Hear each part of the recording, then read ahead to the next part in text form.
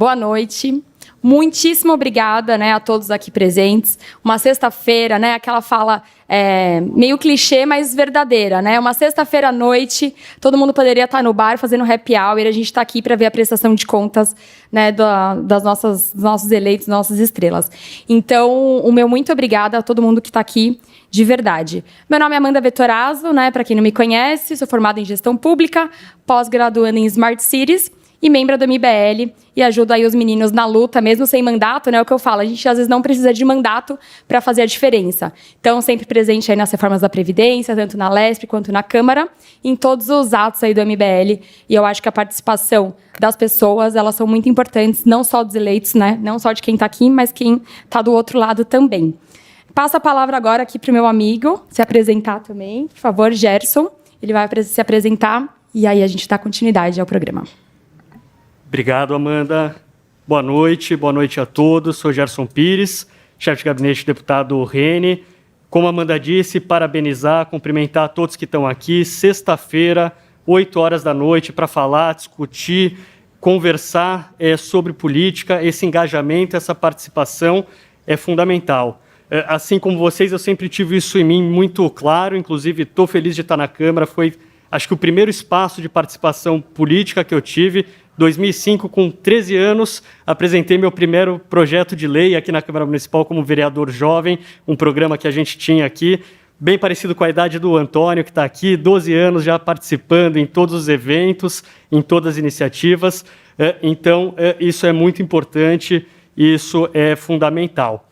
Continuei participando, tanto é que na faculdade cursei Relações Internacionais, na SPM, Relações Governamentais. Foi justamente lá onde eu conheci o Reni, meu então professor de conflitos internacionais, e foi ele quem me convidou para ter uma participação mais institucional na política. Em 2016, trabalhei junto com ele no planejamento estratégico de candidaturas que disputavam a eleição ali para vereador, inclusive junto com o Renato, que está aqui também, meu colega de faculdade, meu amigo, e demos sequência a esse trabalho. Depois, em 2017, o Reni foi convidado para ser secretário adjunto de Segurança Urbana aqui em São Paulo. Fui participar desse trabalho junto com ele na secretaria. Foi uma experiência muito enriquecedora, porque nós lidamos com os desafios da segurança pública de uma cidade como São Paulo, a gestão de um efetivo de mais de 6 mil homens na GCM, Defesa Civil, enfim, os mais variados condições de risco e emergência aqui na cidade de São Paulo.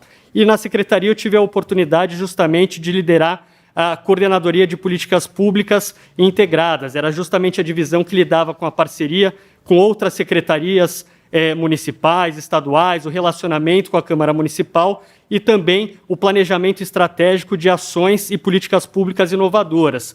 Na secretaria, nós implementamos o projeto City Câmeras, que eu já tive a oportunidade de apresentar para alguns de vocês, que é o maior programa de vigilância eletrônica do Brasil. Inclusive, uma medida que foi já adotada aqui pelo Rubinho, acho que ele vai contar um pouco depois, como um projeto de lei apresentado na cidade de São Paulo para que seja uma política pública duradoura aqui na cidade. Além disso, em 2018, saí junto com o Reni para coordenar a campanha dele vitoriosa a deputado estadual, me tornei seu chefe de gabinete e na Assembleia desenvolvemos um trabalho muito sério, com posições firmes e muita articulação para promover resultados positivos na Assembleia e para o Estado de São Paulo. Eu não vou me estender sobre o mandato, daqui a pouquinho o Reni vai estar aqui para contar um pouco mais dessa experiência que nós estamos tendo aí nesses praticamente 3 anos. O que eu queria dizer, finalmente, para vocês é que essas experiências só foram possíveis porque a gente teve muita articulação, capacidade de diálogo e construção de time. A gente está num momento crucial, importante do país, de grave crise econômica, social, política, democrática, e mais do que nunca a gente vai precisar de muito diálogo, de muita articulação e muito trabalho em time. E por isso eu estou muito feliz, muito honrado de estar aqui com todos vocês hoje, porque eu tenho certeza que esse grupo que está aqui não é a promessa de um futuro, mas quem efetivamente, no presente, já está transformando a política e o Brasil. Muito obrigado.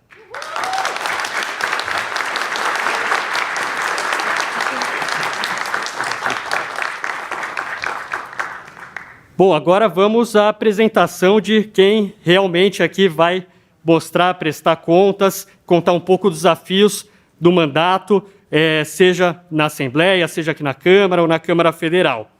Primeiro que eu gostaria de convidar, ele é graduado em Filosofia e Ciências Políticas, trabalhou na ONU e foi eleito deputado estadual para o São Paulo com mais de 130 mil votos.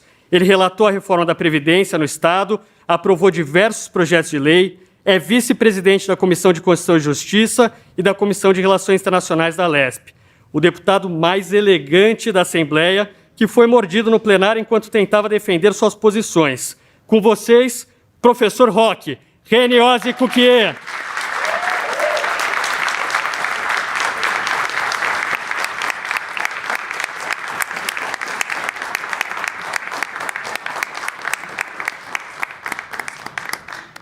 Segundo convidado da noite, agora ele que ficou famoso por escancarar a hipocrisia petista e psolista na internet.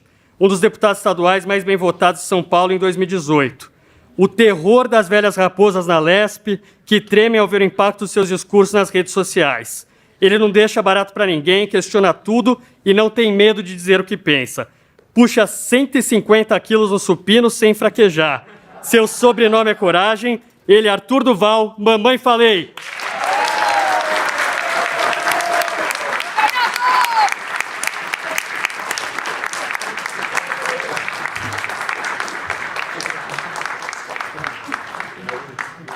O japonês favorito do Brasil, um dos fundadores do Movimento Brasil Livre, um dos deputados federais mais bem votados em 2018, eleito por 3 anos seguintes o melhor deputado no ranking dos políticos. O homem que barrou o aumento do fundão em 2019, já aprovou 52 relatórios e mais de 4 projetos de lei. Perseguidor implacável do petismo e do bolsonarismo. A única coisa que ele gosta mais que legislar é Dragon Ball Z e a Coquinha. Com vocês, Kim Kataguiri.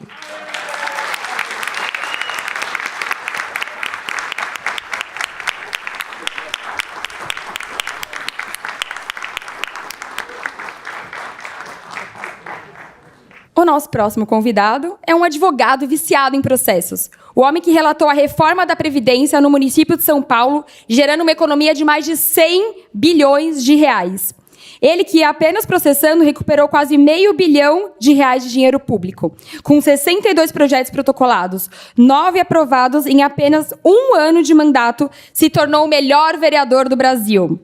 Ele que processa até enquanto dorme e é o terror dos sindicalistas.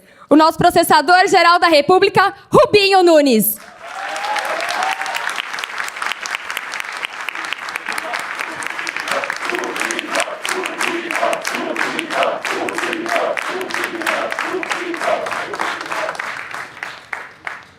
Para começar, eu passo a palavra para o deputado René Ozzy Cuquier.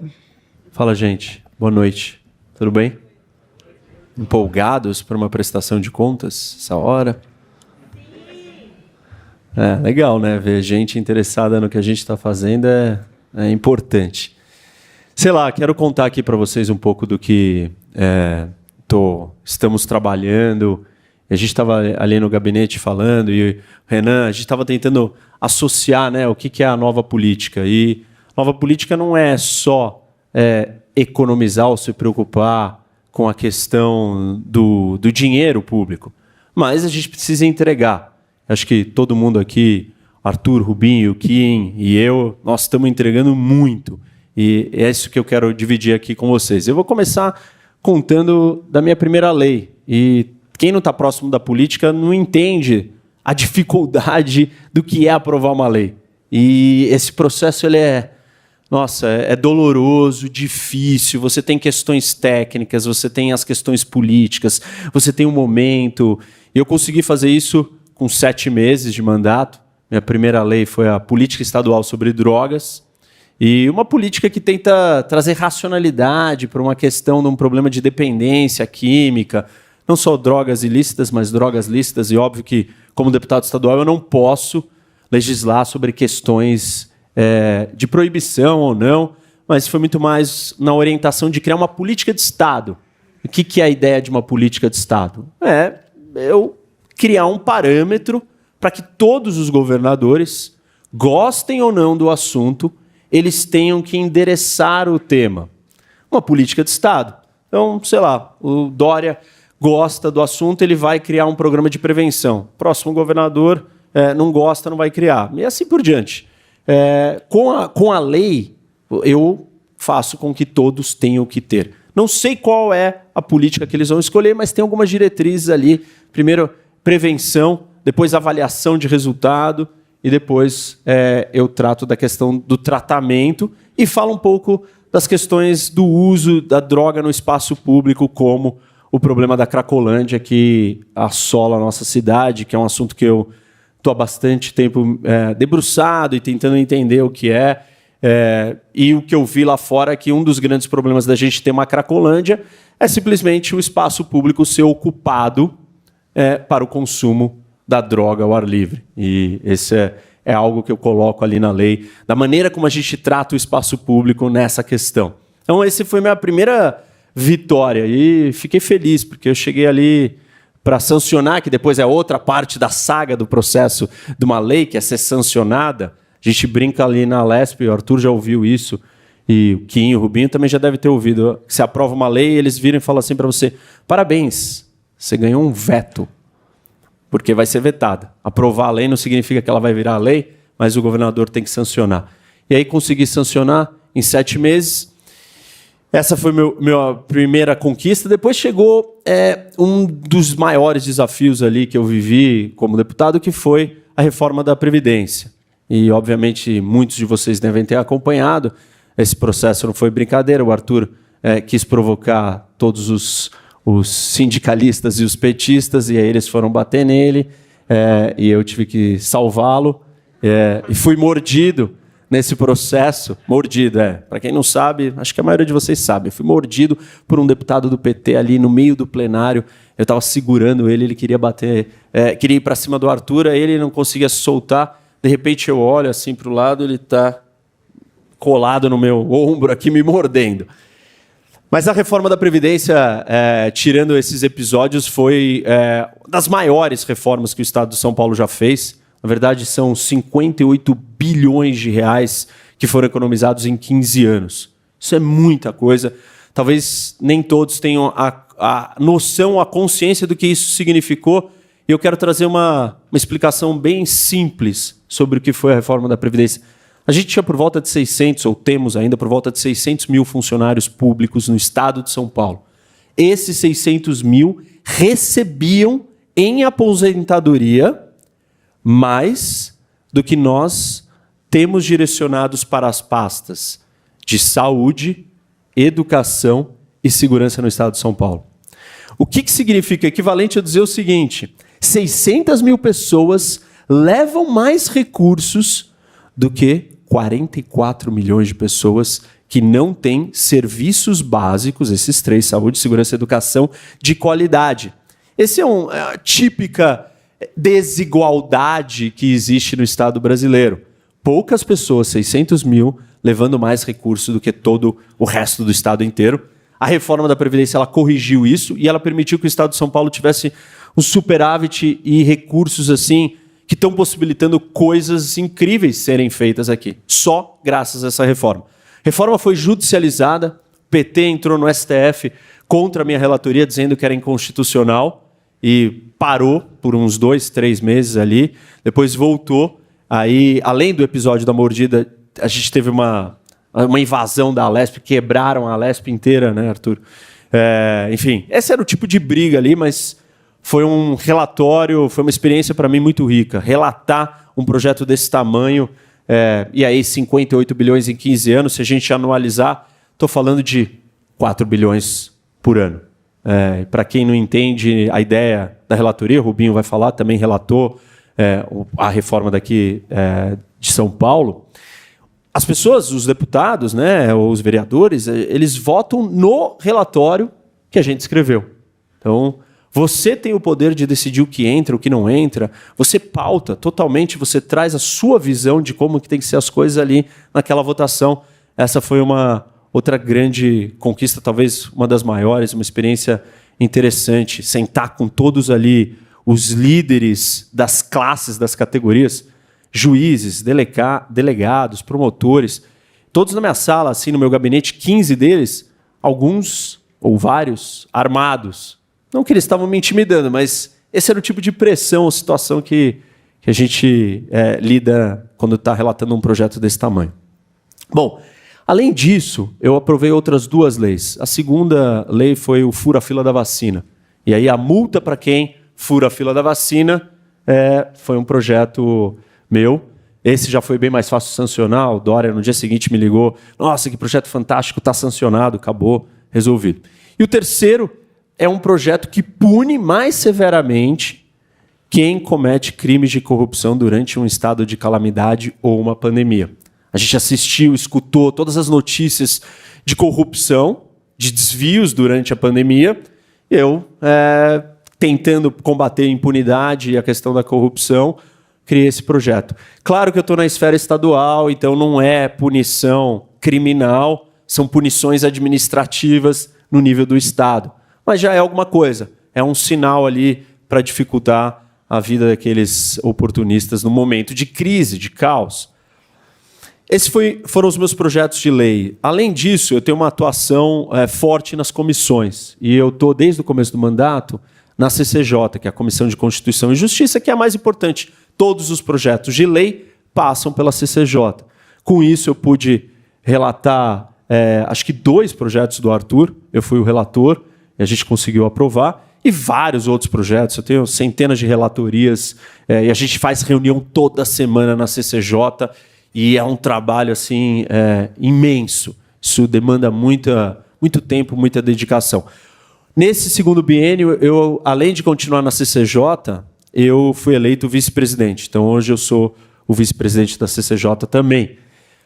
Depois de, acho que em 2008, na Assembleia, nós tínhamos uma comissão de relações internacionais. E ela foi extinta, mas ela foi recriada ano passado e eu fui eleito o primeiro presidente da comissão recriada. Hoje eu continuo na comissão e me tornei o vice-presidente. Então, essas são as minhas atuações ali legislativas.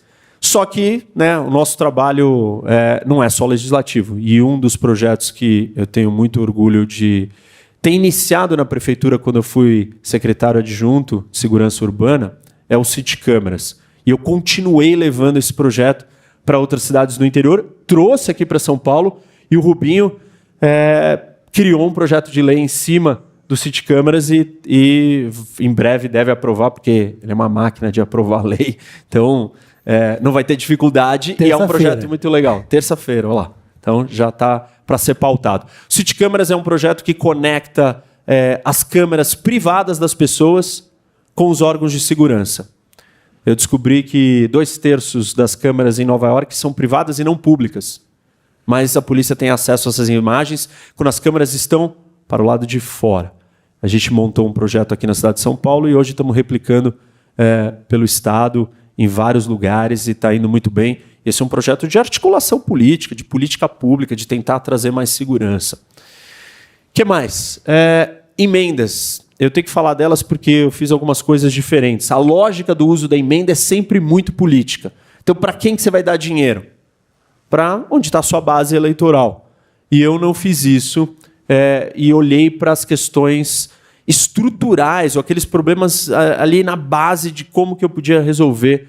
E a primeira coisa que eu fiz, 2 grandes projetos que eu direcionei as minhas emendas bastante únicos, foi para a Fundação Casa, que são os jovens delinquentes, e para a Secretaria de Administração Penitenciária. Só que aí vem a parte interessante. Nunca nenhum deputado direcionou emenda para nenhum desses 2 lugares. Fui o primeiro. Por quê? Porque eu quero resolver, esse é um problema. O problema da segurança pública está ligado com as nossas prisões, e aí eu dei dinheiro para a gente comprar equipamentos, scanners, enfim, equipamentos de segurança para melhorar a segurança da prisão, que a função de um sistema carcerário são 2. Isolar aquelas pessoas que não podem voltar para a sociedade, que não se adequam. Então nós temos que mantê-las em segurança, que elas não comandem o crime dali de dentro. E a segunda é recuperar aqueles que podem ser recuperados. Nada melhor do que recuperar os jovens que ainda não se tornaram grandes criminosos, ali numa Fundação Casa, por exemplo. E aí criei um projeto que eu tento terceirizar o serviço público E parte da remuneração de quem vai exercer o serviço está atrelada com performance. Isso se chama contrato de impacto social. E eu vou dar um exemplo de onde nasceu isso, só para vocês entenderem que vale muito a pena e isso é muito legal. No Reino Unido, eles foram privatizar uma cadeia e aí tinha aquela discussão, né? Você vai privatizar a cadeia, mas aí a empresa vai ganhar dinheiro e ela não vai ter um incentivo de entregar o bem público. E aí, nessa modalidade, a empresa só recebe uma parte do pagamento dela se ela diminuir o nível de reincidência daqueles que estão lá dentro. E eu fiz a mesma coisa com a Fundação Casa. Então, é um projeto de um programa de reinserção social que vai pegar esses jovens, mas a organização social, a ONG ou a empresa que forem selecionadas só vão receber se elas comprovarem que o nível de reincidência caiu daqueles jovens. Então, esse é um projeto muito legal, associado com o uso ali do sistema carcerário, com a ajuda dos equipamentos de segurança. Eu também dei emendas para polícia científica. E aí a gente fala muito de crimes sexuais, crimes contra mulheres, enfim, uma série de coisas, e a gente não tem um banco de DNA. E eu fui lá visitar a polícia científica e eles me mostraram o efeito de você ter um banco de DNA e no combate e na investigação de crimes. Aí eu direcionei uma emenda alta para eles poderem comprar um equipamento que fosse ajudar eles a construírem esse banco aí de DNA. Enfim, várias outras emendas e outras coisas. Muito do que a gente faz, às vezes, não é só proativo, né? E aí o Arthur faz isso muito bem, a gente faz isso junto lá dentro, que é segurar, evitar as catástrofes, bloquear, impedir. Então tem uma infinidade de projetos que nós barramos, brecamos, protestamos, protelamos, de todas as maneiras que a gente pode. Alguns a gente foi muito bem sucedido, outros não. Um deles foi o 529 aqui, que aumentava o imposto, e a gente lutou muito ali para evitar, tentamos barrar o projeto, no final acabamos perdendo com o voto da Janaína Pascoal, que foi o voto que mudou ali e deu a vitória para o governo e que aumentou o imposto no Estado, e esse a gente lutou muito.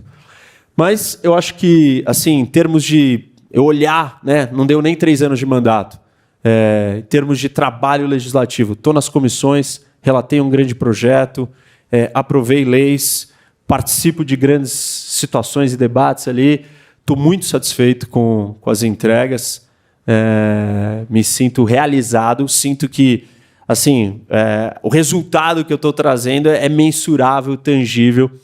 Isso me deixa feliz e preparado, né, para a próxima etapa, para as próximas batalhas.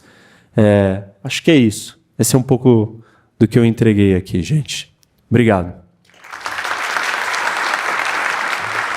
Por favor, agora, Arthur Duval. Fala, pessoal. Deixa eu abrir minha colinha aqui. Bom, eu vou tentar transformar uma discussão que seria técnica e até meio chata em algo um pouquinho mais palpável, né? E eu vou contar isso do ponto de vista de como eu vi, né, a nossa atuação legislativa e como eu fui me sentindo ao longo do processo. Bom, o que aconteceu? Muita gente até me pergunta, Arthur, você sentiu muita diferença depois que você entrou lá?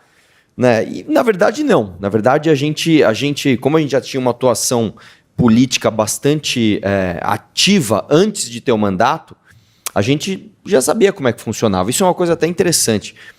Você que está aqui, você já é político, tá? Você fazer política fora do mandato te transforma no político. Tem muita gente que não tem institucionalmente um papel e é muito político, e tem o contrário também. Tem muito deputado que tem um mandato que, na verdade, ele é fantoche de outras pessoas, e esse cara, ele quase que não é um político, ele quase que é um dedinho ali com digital para votar de acordo com alguém que é político lá de fora para fazer. Então vamos começar aqui. Como que foi a minha atuação? Logo que eu entrei lá, eu entrei pelo DEM, né? Todo mundo lembra essa história, entrei pelo DEM, depois fui expulso, e uma das coisas que a gente tem que lembrar é que você fazer parte de comissões e os projetos, eu acho que ninguém aqui tem essa impressão, né? O pessoal acompanha bastante política, mas o projeto ele não vai a plenário direto, né? Não é, tive uma ideia, essa ideia vai para plenário e todo mundo vota. Esse projeto ele passa em comissões. A primeira é a CCJ, que é a mais importante delas, mas você nunca vota ali de acordo com a tua opinião, né? A CCJ é uma comissão que ela analisa se o projeto é ou não constitucional. Então, por exemplo, se chega um aumento de impostos, o Rene, que é da CCJ, ele vota a favor, não significa que ele é a favor daquele projeto no mérito. Significa que o projeto é constitucional de acordo com o parecer dele. Normalmente esse projeto passa pela Comissão de Finanças e depois ele vai para a sua comissão temática. Então, se é um projeto de esporte, vai para o esporte. Se é de, violência contra a mulher, vai para a comissão desse tema e assim por diante. Eu entrei pelo DEM, que era um partido grande. E eu pedi a Comissão de Finanças. Eu falei, bom, a CCJ eu sei que eu não vou conseguir logo de cara, mas então eu quero a Finanças, porque a Finanças eu vou votar ali bastante coisa importante e vou ser um zagueiro no que tange ali aumento de gasto público.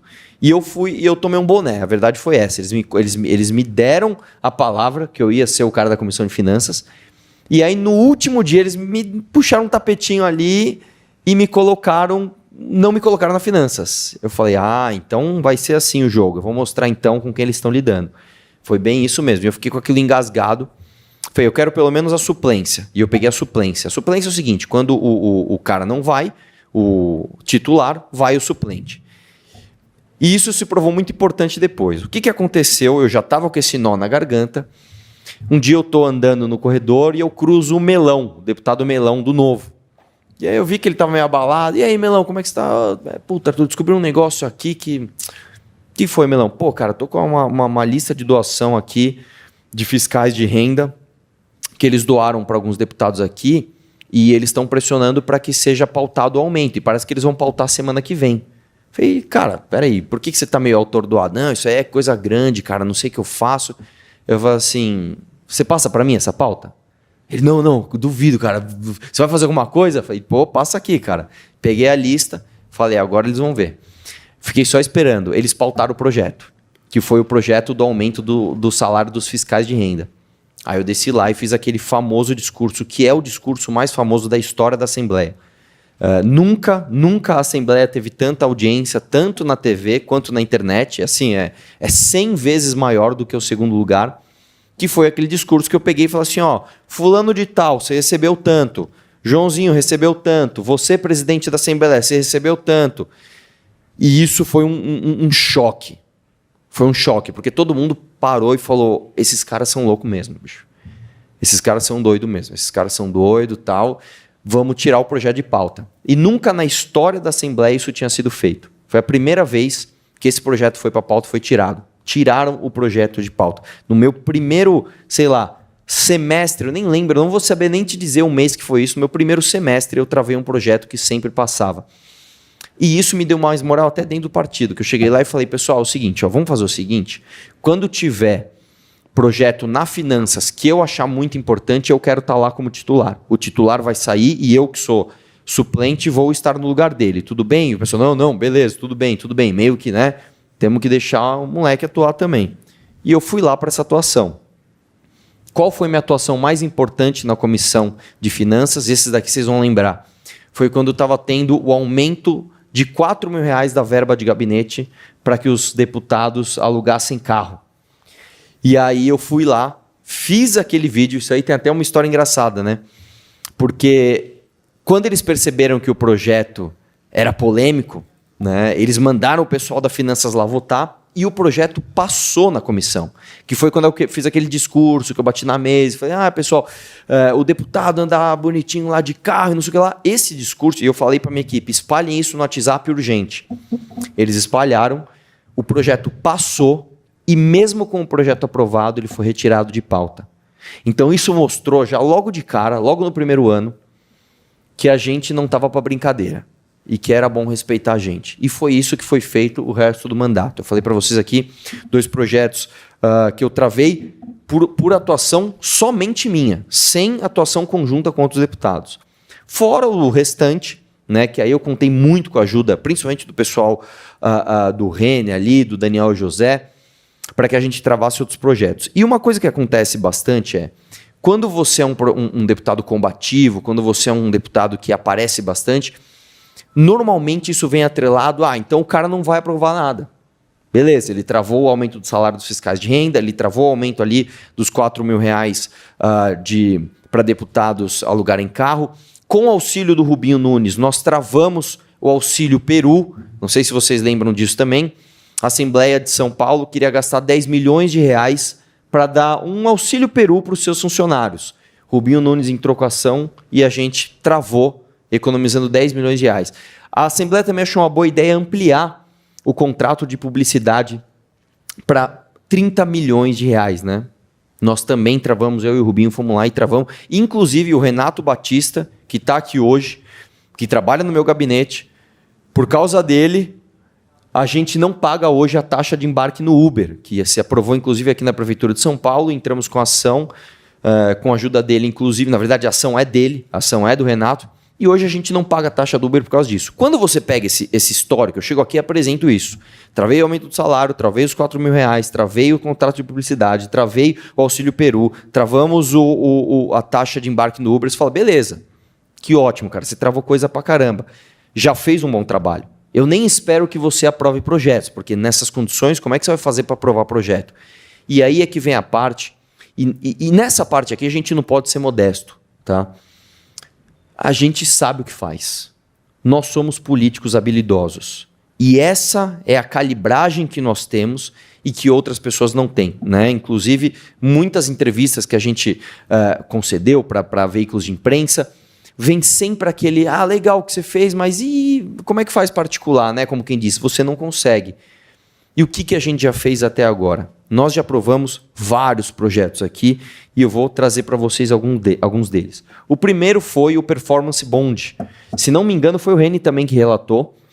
O Performance Bond, para quem não sabe, é o seguro anticorrupção, que obriga o poder público, durante a contratação de uma obra, contratar também um seguro terceiro que vai se responsabilizar pela qualidade, pelo prazo e pelo valor da obra contratada. Para não acontecer o que aconteceu ali com a Arena Corinthians, né? Que você contrata por 100, depois vira 200, depois vira 300, entregam com atraso de 2, 3 anos e ainda depois que entregam, cai uma parte, tem que ir lá refazer.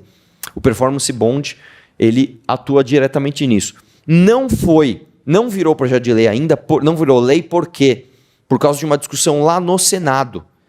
Existe uma discussão no Senado da competência legislativa desse projeto e hoje ela andou por causa da aprovação desse projeto. Então nós conseguimos movimentar, inclusive, o Senado para isso.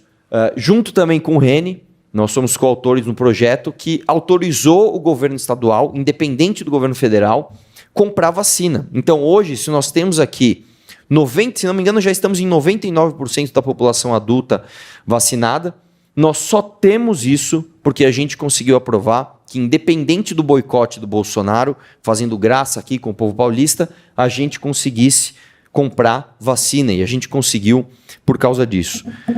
Uma outra coisa que a gente fez e foi histórica, e até agora na salinha a gente estava discutindo isso, né? O poder dos nossos vídeos. Porque todo mundo fala, você vai lá fazer teu vídeo no YouTube, não sei o que lá. Nunca na história do Brasil, da redemocratização até agora, nunca se reduziu o salário de parlamentar. Isso nunca tinha acontecido. A primeira vez que isso aconteceu na casa em que eu estou, que foi na Assembleia. Foi a redução de 30% no salário dos parlamentares e dos assessores. A dos assessores, o sindicato da Assembleia recorreu e pegou de volta, mas isso nunca tinha acontecido. E como que foi essa batalha? Eu fiz um vídeo dizendo que a gente precisava reduzir o salário dos deputados. E esse vídeo rodou pra caramba. Claro, no começo da pandemia, todo mundo revoltado. O vídeo rodou e no grupo dos líderes dos deputados tinha gente lá, a gente vai ter que fazer alguma coisa. Mas não dá para dar essa vitória pro Arthur também, né? Já que todo mundo aqui vai ficar com um pouquinho menos de salário, não dá também para dar uma vitória desse tamanho para esse garoto. O que fizeram? O projeto da mesa veio. Quem é a mesa? PT, PSDB e DEM. Um projeto para diminuir o salário das pessoas. E foi diminuído. Então, assim, não importa que veio da mesa. Não importa que o nome lá não esteja o meu. Mas todo mundo sabe que esse projeto é vitória nossa. Todo mundo sabe que foram vocês aqui que fizeram pressão nas redes e que encheram o saco dos deputados. E eu lembro porque eu acompanhei a página dos caras, os caras travando comentário por causa disso. Foi por causa disso que a gente faz aqui, ó, que nenhuma outra força política consegue juntar tanta gente numa sexta-feira à noite para falar de prestação de conta de mandato. Por causa disso aqui, quando direcionado, nós conseguimos algo realmente histórico. A gente abaixou o salário de deputado. Para pensar isso. Se a gente consegue fazer isso, o que a gente não consegue fazer? O que a gente não consegue fazer? E aí, esse ano, eu escolhi comprar uma briga muito grande, que foi a briga da minha entrada. E a briga da minha entrada, ela tem duas camadas de dificuldade. A primeira camada é explicar o porquê que a minha entrada é ruim. Essa é a primeira camada, é o mérito do projeto. Olha, eu quero acabar com a minha entrada. Então, por que a minha entrada é ruim? Isso já não é uma coisa óbvia. Tanto que teve todo esse debate aqui e ainda há uma situação nebulosa. E a segunda camada é explicar por que eu queria acabar com a minha entrada ampliando o benefício. Eu juro para vocês, tem deputado que até hoje não entendeu. Tem deputado que até hoje fala, Arthur, votei lá porque eu percebi que o pessoal estava demandando isso, mas não entendi muito bem isso aí. Mas tudo bem, votamos. E aí o que aconteceu? Meu projeto foi vetado por uma atrapalhada do governo, que a gente já tinha articulado, ele ia ser sancionado, e justo na semana que ele ia ser sancionado, o Dória teve que viajar com o Rodrigo Garcia, e o presidente da casa virou o governador, que foi o Carlão Pinhatari. E o que aconteceu? Esse é o bastidor desse projeto, que vocês não vão acreditar. E até respondendo uma coisa que eu perguntei, né? Eu senti muito choque quando eu entrei lá? Não. Uma coisa que eu percebi, e isso realmente choque, é como grandes decisões da nossa república são tomadas de maneira banal e muitas vezes burra. Olha como que uma articulação quase foi pelo ralo, e depois eu vou trazer uma novidade para vocês. O Carlão Pinhatari se tornou governador interino, lá, ele ia ficar uma semana, algo assim, e ligaram para ele num sábado de manhã, ele estava acordando, e aí ligaram para ele falando, olha, teve um projeto que foi sancionado, que passou na Assembleia, que é da minha entrada, e estão destruindo esse projeto na SPTV, e estão querendo falar com você agora. Não lembro se foi no SPTV, não sei, foi alguma coisa da Globo. Bom Dia São Paulo, foi Bom Dia São Paulo. Estão destruindo o projeto, porque o cara mesmo não entendeu. Eu até fiz um vídeo mostrando, o próprio repórter não entendeu. Ele falou, tem um deputado que quis ampliar o benefício aqui da minha entrada para todo mundo. Aí ele, mas se ampliar, então ele está acabando. Então esse deputado está me enganando. Ele está achando que é pagar de bonzinho, que é ampliar o benefício. Ele achou que eu estava querendo enganar as pessoas, de que olha como eu sou bonzinho, eu quero ampliar a minha entrada. E não, a gente quer acabar com a minha entrada. E destruiu o projeto lá por meia hora. E ligaram pro Carlão, que era o governador. Carlão, estão destruindo. Aí o cara pega o telefone e falou, bom dia. Não, vou prontamente vetar esse projeto. Por causa disso, eu liguei para ele, tentei, ele falou, não, vou vetar. Vetou o projeto. E aí vem a parte nova da história aqui, que nós vamos conseguir ainda esse ano. Eu tenho convicção que a gente vai conseguir com muito trabalho. Isso aqui, ninguém sabe ainda, tá? Vocês são os seus primeiros a saber de verdade. Eu não falei em vídeo nenhum do YouTube, não falei para ninguém da imprensa. Estou falando agora para vocês. Nós articulamos a quebra desse veto. E muito provavelmente ela pode ser que aconteça na semana que vem. Se isso acontecer...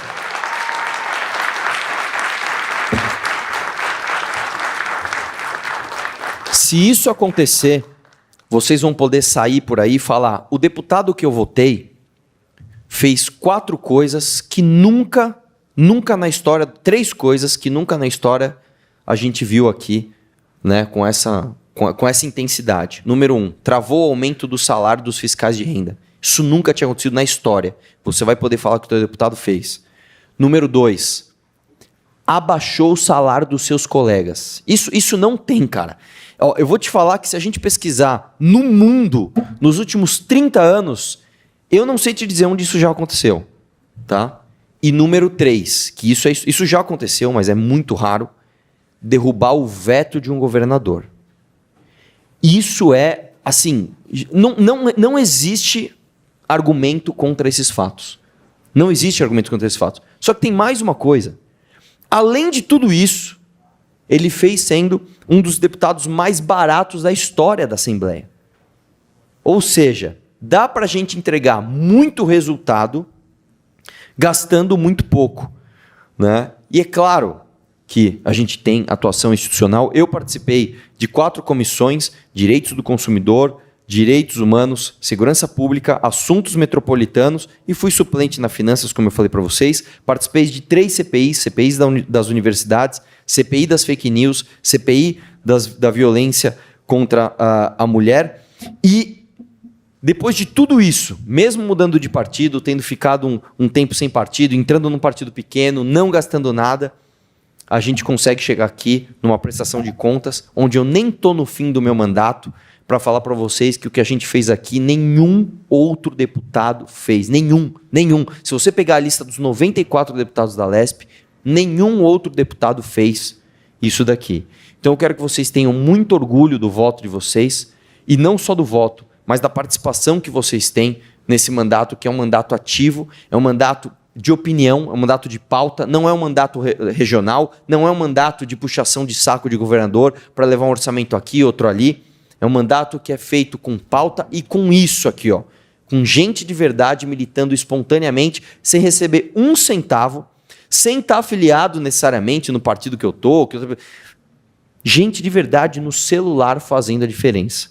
Então, eu quero agradecer demais a tudo que vocês têm feito até aqui, para que a gente conseguisse, né, fazer todas essas coisas e a gente conseguir manter o nosso poder e o nosso respeito lá dentro. Porque hoje, e principalmente depois da eleição da prefeitura, que é outro assunto para outro dia, hoje, cara, a gente é respeitado demais. Hoje, o Grupo MBL não é visto mais como um movimento... um movimentinho de Facebook. Lembra que eles tentavam falar, esse MBL é um movimentinho de Facebook. Tentavam diminuir a gente. Esse movimento aí de Facebook conseguiu boas votações, mas são os deputados lacradores da internet. E agora a gente pode vir aqui apresentar um resultado que nenhum outro deputado conseguiu. Então, quero agradecer demais a vocês e digo para vocês, ó, nós nem terminamos o mandato. Ainda tem bastante coisa por vir. Muito obrigado.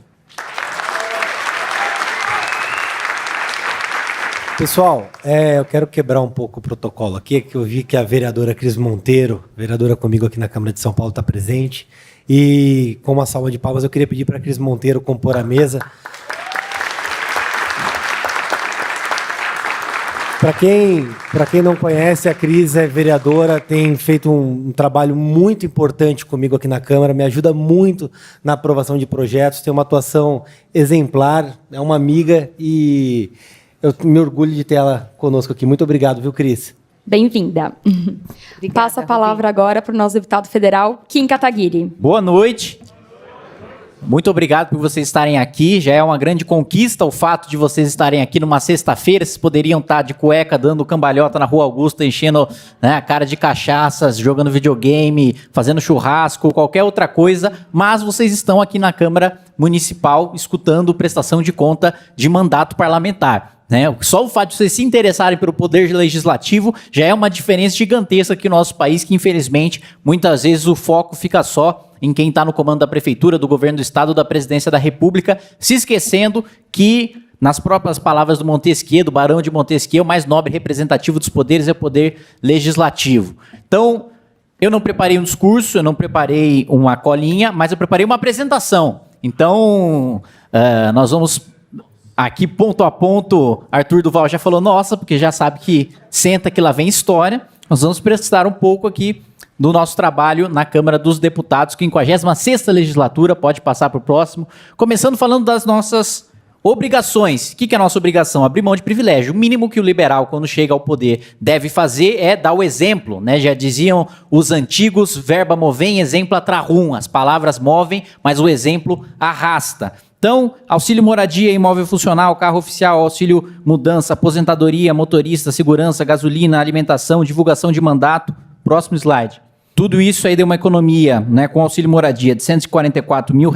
Eu pago o meu próprio aluguel. Aliás, por eu pagar o meu próprio aluguel, eu me mudei nesse ano, porque o GPM foi de 30%, não deu mais para ficar no outro lugar em que eu estava. Auxílio mudança também não peguei no início do mandato, não vou pegar no final do mandato. É basicamente um salário a mais que você recebe quando entra e quando sai para se mudar. O grande detalhe é que quem é de Brasília também recebe. E quem está no segundo mandato, terceiro, quarto, quinto, sexto, sétimo, oitavo, também recebe. Em relação à verba de gabinete, contratação de pessoal, uma economia aí de 1 milhão e quase 500 mil reais e a utilização de apenas 10 dos 25 assessores que estão à disposição. Próximo. A economia aí de R$ 772 mil com cota parlamentar. Cota parlamentar é carro, gasolina, divulgação de mandato, enfim, uma série de verbas que você tem para fazer um monte de coisa. Muito deputado por aí utiliza para colocar o próprio nome em outdoor na cidade, para falar, esse aqui é o deputado da cidade, veio com uma cara muito feliz, com muito Photoshop também, né, fazendo com que o sujeito pareça ter 30 ou 40 anos a menos do que ele realmente tem, né, e dizendo que ele é o grande responsável por aquela cidade ter obra X, Y, Z. Né? Nunca utilizei nada disso. Né? No total, próximo slide, a economia foi de R$ 2.200.000, para além do próximo slide, da doação de salário, também fiz um compromisso e cumpri o compromisso de doar parte do salário, foram R$ 170 mil para diversas entidades filantrópicas que foram, alguns exemplos no próximo slide, a doação salarial para o Centro Israelita, CIAM, né, que é uma entidade de assistência social, a Associação Guadalupe, que também faz um excelente trabalho em São José dos Campos, né, ajudando as mulheres que pensam em abortar, ajudando com que elas tenham condições sociais de ter o filho, assistência psicológica, etc. A ACD, né, não preciso nem apresentar, uma instituição que fala por si só, o GRAAC, o TENIAD também, uma associação, né, israelita, que também presta um excelente serviço de assistência social e diversos outros projetos. Próximo slide.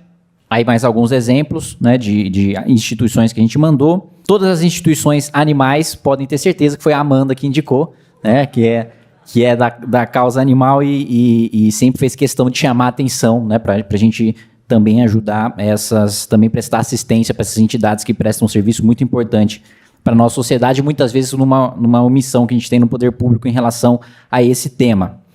Agora vamos falar de resultado do mandato. Tratamos da obrigação, né? A obrigação do liberal está ali, abrir mão dos privilégios e dar o exemplo. Dado o exemplo, vamos falar de trabalho. Né? Foram 4 projetos de lei aprovados, 53 relatórios, como o Reni muito bem explicou. O relator é aquele que dá a redação final do projeto, que faz a audiência pública, que escuta os diversos setores da sociedade, que escuta os técnicos, que vê o impacto orçamentário, se vê se é constitucional, se é inconstitucional, que faz os acordos políticos, que aceita as emendas, que muda o relatório, que faz os debates, que faz o projeto ir para frente. E 30 emendas acatadas. Emendas são quando eu sugiro uma modificação num projeto de outra pessoa. Né? Então, modificações em medidas provisórias, em projeto para geração de emprego e renda, que eu fiz alguma sugestão, muitas vezes até para suprimir, né, algum trecho de alguma lei. No caso, né, uma das principais, a gente vai falar um pouco mais para frente, foi uma modificação na Lei de Diretrizes Orçamentárias de 2020, que a gente conseguiu aprovar, e uma modificação recente também numa lei do FUNGETUR, que é o Fundo do Turismo,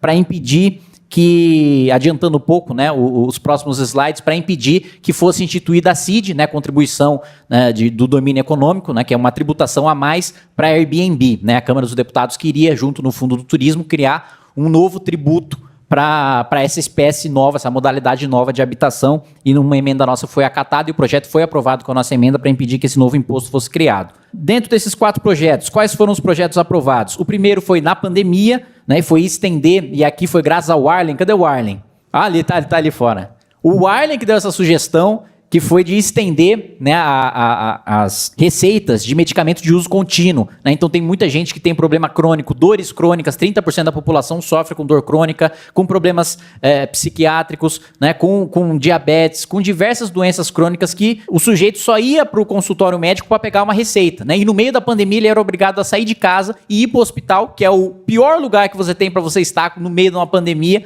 só para conseguir uma receita. Então a gente estendeu essa validade para que aqueles que sofressem com isso, com doenças crônicas, pudessem utilizar a mesma receita para obter os seus medicamentos no período da pandemia. O outro projeto foi em parceria com outros deputados, principalmente a deputada Adriana Ventura, que foi dobrar a pena para caso de corrupção em estado de calamidade pública. Né? A gente conseguiu fazer com que a pena para corrupção, com essa qualificadora, cometida em momento de calamidade pública, ficasse superior ao homicídio, né? Então, o homicídio da pior espécie possível, né? Que é aquele que é meio cruel, contra um parente, que você imagina assim, a pior situação possível, você, sei lá, atropelou de propósito a sua avó grávida, ainda assim a pena para corrupção vai ficar maior do que esse caso mais cruel de homicídio, porque é uma corrupção que causa um dano muito grave à sociedade, que causa um dano irreversível à sociedade, principalmente no momento de calamidade. Então, tá tendo um tornado, tem uma grande crise econômica que é tão profunda que você precisa de um decreto de calamidade, tem uma pandemia, e o sujeito tá roubando no meio da pandemia, ele vai ficar mais tempo preso do que um estuprador, do que um homicida, do que alguém que cometa um crime contra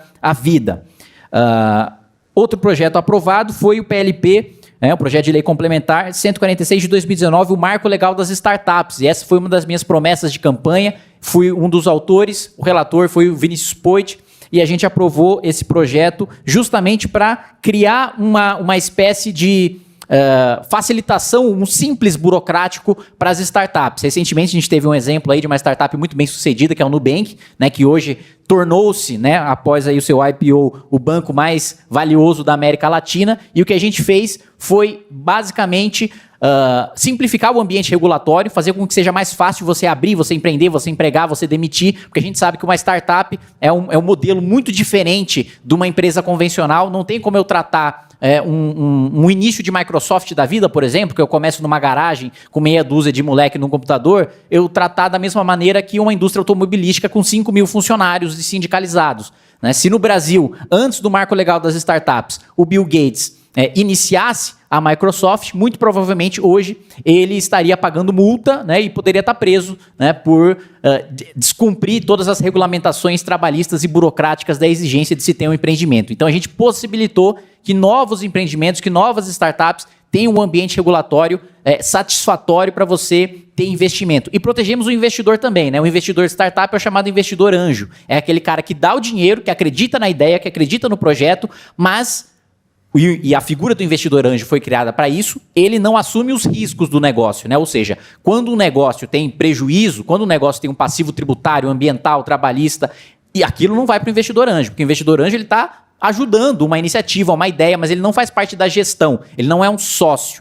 Só que o que aconteceu? No Brasil, o investidor anjo teve as mesmas responsabilidades e respondia como se fosse um sócio ou um administrador comum, né? Então, eu tenho uma startup, eu recebi 100 mil reais de investidor anjo, se eu tiver um débito trabalhista, se eu der calote no FGTS do funcionário, numa férias do funcionário, se eu causar um dano ambiental e não pagar, se eu deixar de pagar um tributo, o investidor anjo responderia por aquilo. Ou seja, a gente matou o investidor anjo no Brasil. E retomamos essa garantia de proteção para o investimento do investidor anjo no marco legal das startups. O PL 2646, também em parceria com outros deputados, principalmente o deputado Arnaldo Jardim, que criou uma nova modalidade de debênture incentivada, né? O debênture é um investimento que você faz, um empréstimo que você faz, que depois você converte aquilo ou numa participação como sócio ou num lucro, né? Ou você vende aquele debênture para receber mais do que aquilo que você investiu. Como a gente está tendo agora o momento do leilão do 5G, a gente criou uma modalidade de debênture incentivada. Já existe hoje debênture incentivada, que é aquela que você tem menos tributos para infraestrutura. Então, para portos, para aeroportos, para rodovias, para ferrovias, você já tinha essa espécie de debênture incentivada. Agora a gente criou também para telecomunicações, por causa do leilão do 5G, para permitir com que a gente tenha mais um meio de financiamento, mais um meio de geração de emprego e de renda na implementação do 5G, que muito provavelmente vai mudar muito a nossa realidade nos próximos 10 anos. Agora, vamos falar um pouco sobre os relatórios. Peço aí para passar para o próximo slide. O relatório do PLP 137 de 2020, a autoria do deputado Mauro Benevides e de minha relatoria, a gente conseguiu encontrar em fundos públicos parados 167 bilhões de reais. 167 bilhões de reais que estavam em fundos, fundo de desenvolvimento das telecomunicações, fundo eleitoral, fundo partidário, fundo de desenvolvimento do cafeicultor, diversos fundos públicos que não conseguiam ser movimentados ou por uma razão legal ou por própria incompetência do poder público, que a gente mobilizou, retirou todo esse dinheiro para passar por orçamento para o combate à pandemia.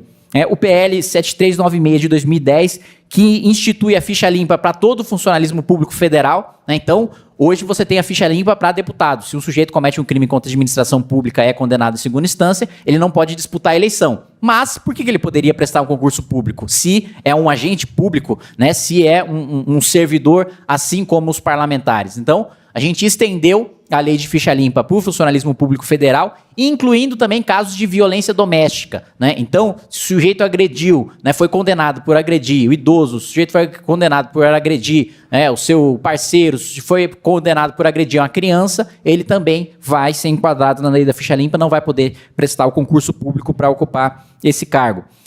PL 10.920 de 2018, reduzir burocracia para patente, né? Nesse momento de discussão sobre vacina, sobre avanço de ciência, a gente não tinha segurança jurídica e a nossa legislação não estava adequada com os acordos internacionais que a gente assinou para desenvolver tecnologia, para desenvolver ciência e desenvolver inovação, e a gente com esse marco legal buscou dar segurança para esse tipo de investimento. O PL mais recente que eu relatei, 6613 de 2009, foi um relatório, é um projeto do Supremo Tribunal Federal, mandado para a Câmara dos Deputados, e é muito difícil achar deputado que relate projeto do Supremo Tribunal Federal para rejeitar, por razões que vocês devem imaginar as quais, e que eu não vou falar aqui porque eu quero evitar o Conselho de Ética. É um relatório contrário a um projeto que aumentaria em 10 bilhões e 300 milhões de reais os gastos com a estrutura do Supremo Tribunal Federal no momento de pandemia. Isso basicamente triplicando salários de diversos servidores de dentro da máquina do Supremo. A gente rejeitou esse projeto com o relatório pela rejeição foi aprovado pela Comissão de Finanças e Tributação. 5103/2020, tornar atos de improbidade receber vantagem indevida por atuação legislativa. Hoje você tem responsabilização em casos de corrupção e etc., muito voltado para o Poder Executivo, para o prefeito, para o governador, para o presidente da República, mas pouco voltado para o Legislativo. A gente não tinha nenhum tipo penal vender lei, né? O cara que vai lá e negocia, olha, eu vou apresentar essa emenda, eu vou apresentar esse relatório, eu vou apresentar esse projeto de lei porque você está me pagando propina. Você não tinha isso tipificado e a gente colocou isso na Lei de Improbidade Administrativa. Puniu o agente público que violar norma de autoridade pública de saúde no período da pandemia, né? Um dos maiores exemplos que a gente teve durante a pandemia foi do presidente da República, né? Descumprir as medidas que o seu próprio ministro da Saúde tinha imposto, o uso de máscara, distanciamento, álcool gel e etc. e tal. Então a gente não faz o menor sentido quem tem autoridade para estabelecer as medidas sanitárias não ser punido por descumprir as suas próprias medidas sanitárias, né? Como a gente bem colocou logo no início da exposição, o exemplo é uma das coisas mais poderosas que um homem público pode dar. Além disso, o projeto que determina que o executivo divulgue as empresas que recebem benefício fiscal, e é um dos maiores rombos orçamentários que a gente tem, são os privilégios setoriais, que grupos de interesse têm poder no Congresso Nacional, têm poder no Executivo, fazem pressão e conseguem privilégios tributários pagos por todo o resto da população, por todos nós. Agora, no mínimo, eles vão ser obrigados a divulgar, né, para quem foi todo esse dinheiro, né? São centenas de bilhões de reais que vão todos os anos para o bolso de, agora nós vamos descobrir quem. Verificação eletrônica, ponto eletrônico para servidor federal, né? Uma coisa básica, né? Fundamental, para o sujeito que você mais tem problema na administração pública federal, além de rachadinha, é funcionário fantasma, né? É o sujeito que não aparece para trabalhar. E você não tinha nenhum controle sobre isso, você não tinha nenhum ponto eletrônico para saber se o sujeito estava indo ou não. Ele basicamente ou era comissionado ou passava no concurso e passava o resto da vida sem trabalhar, né? Sem comparecer no trabalho e sem ter nenhuma obrigação de comparecer a esse trabalho. E aí, próximo slide, mais só 4 exemplos de relatórios para a gente finalizar. Criar o serviço de inteligência penitenciária. O crime organizado tomou conta dos nossos presídios, o Reni até pincelou sobre isso na exposição dele, das emendas que ele mandou para a Secretaria de Penitenciária, né, de Administração Penitenciária. E um dos principais problemas que você tem é que hoje, né, os presídios são faculdades de crime, né? Então você tem um reitor lá, que geralmente é um reitor que tem um doutorado no PCC ou no Comando Vermelho, aqui mais no PCC do que no Comando Vermelho, e ele comanda aquele instituto e o crime de dentro do presídio e forma novos criminosos lá dentro. Então, justamente por isso a gente criou esse sistema de inteligência para tomar conta da comunicação entre os presos dentro do presídio e para evitar e para que haja um controle externo, porque também tem o fenômeno da captura dos agentes públicos e agentes penitenciários dentro da prisão. O servidor público que trabalha no presídio e que coopera com o crime organizado. Então a gente criou uma controladoria externa para fazer também esse serviço de inteligência e impedir que o crime organizado tome conta dos presídios.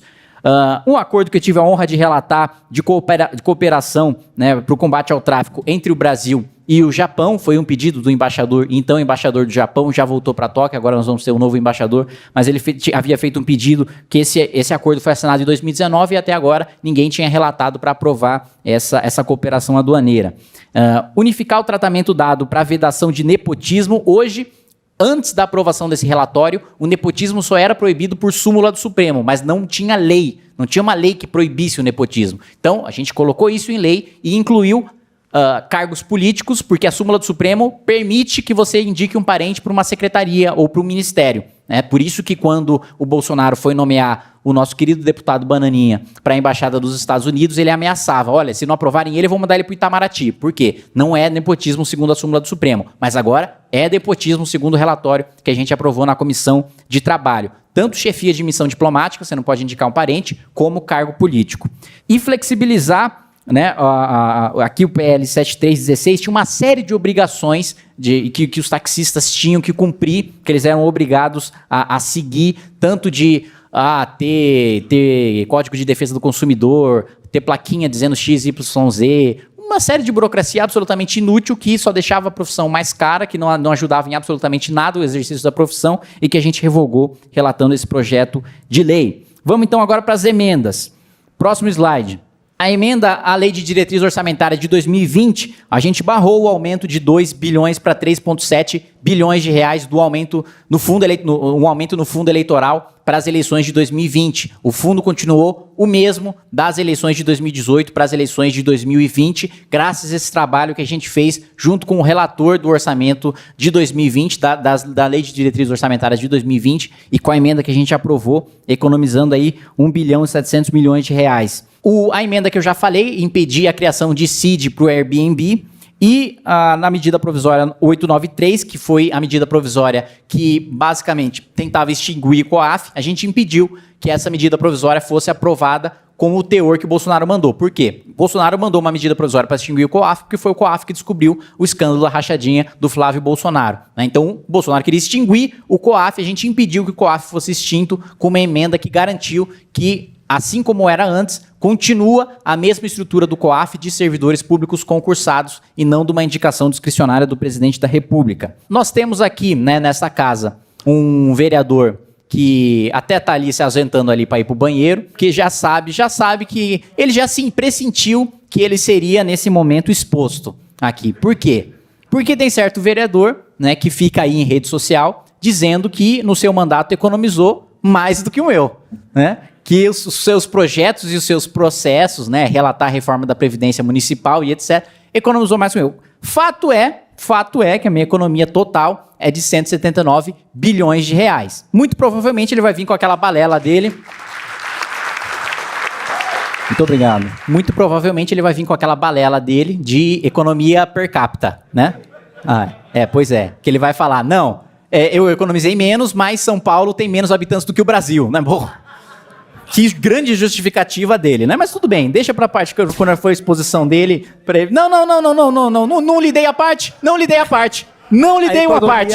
Não lhe deu a parte. E já vou adiantar que o que você aprovou no mandato, eu aprovei ontem. 4 projetos.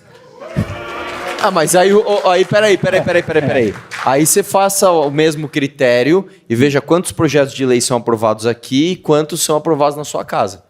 Exatamente. Mais do que isso, diria Arthur Duval. Eu não fico aprovando lombada, nome de rua,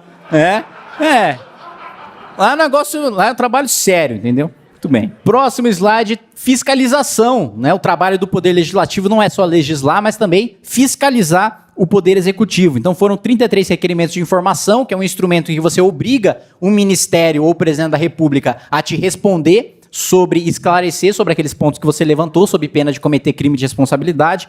Pagamento para filha de militar que recebe pensão irregular, gasto com alimentação, e isso a gente encontrou picanha, cerveja, uísque, Skol Beats, que eu até tirei sarro do Braga Neto, na falar, ministro, né, militares, né, uma instituição séria que a gente tem, superfaturar cerveja, tudo bem, né? Agora, Skol Beats, Aí já é tirar sarro da nossa cara, né? Bebida de adolescente, não é de general, né? Vocês podem mais. Então a gente descobriu isso e a partir dessa descoberta o erário foi ressarcido, o dinheiro foi devolvido para os cofres públicos e eles, nunca mais, as Forças Armadas firmaram qualquer licitação com bebida alcoólica. Uso de hospitais militares na pandemia, que eles reservaram, isso foi uma coisa grave também, que está com o Ministério Público Federal até agora e eles devem apresentar um procedimento, não deve demorar muito, né, contra os responsáveis em razão disso, né, o ministro da Defesa deixou leitos vagos durante a pandemia para atender militares, quando tinha pessoas precisando. Inclusive em Manaus, naquele momento, na crise do oxigênio, tinha gente precisando de leito e o Ministério da Defesa segurou, né, algumas dezenas de leitos vazios para atender os militares e esses leitos, no final das contas, não foram usados, só deixaram de salvar vidas que poderiam estar aqui hoje.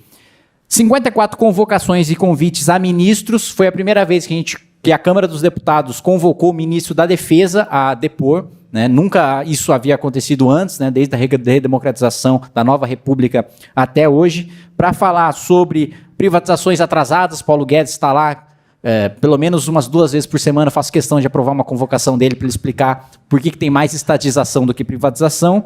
As offshores também, que até agora está mal explicado. Ele disse que não está mais na administração, mas não explica por que a filha e a mulher continuam. A troca do diretor-geral da Polícia Federal, chamamos o general Heleno para explicar. Por parte do Gabinete de Segurança Institucional, chamamos o novo ministro da Justiça também para explicar. A entrega de vacinas e vários outros assuntos.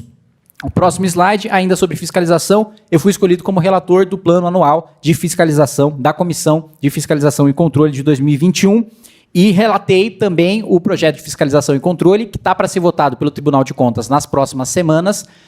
Já deveria ter sido votado, mas o que aconteceu? O deputado Elias Vaz apresentou uma auditoria na Comissão de Fiscalização. Eu fui designado relator, eu aprovei o relatório pela implementação da fiscalização. Quando eu aprovo o relatório, isso vai para o Tribunal de Contas da União. Aí o Tribunal de Contas da União faz uma devassa no cartão corporativo e vê despesa por despesa se tudo estava dentro da lei. Né?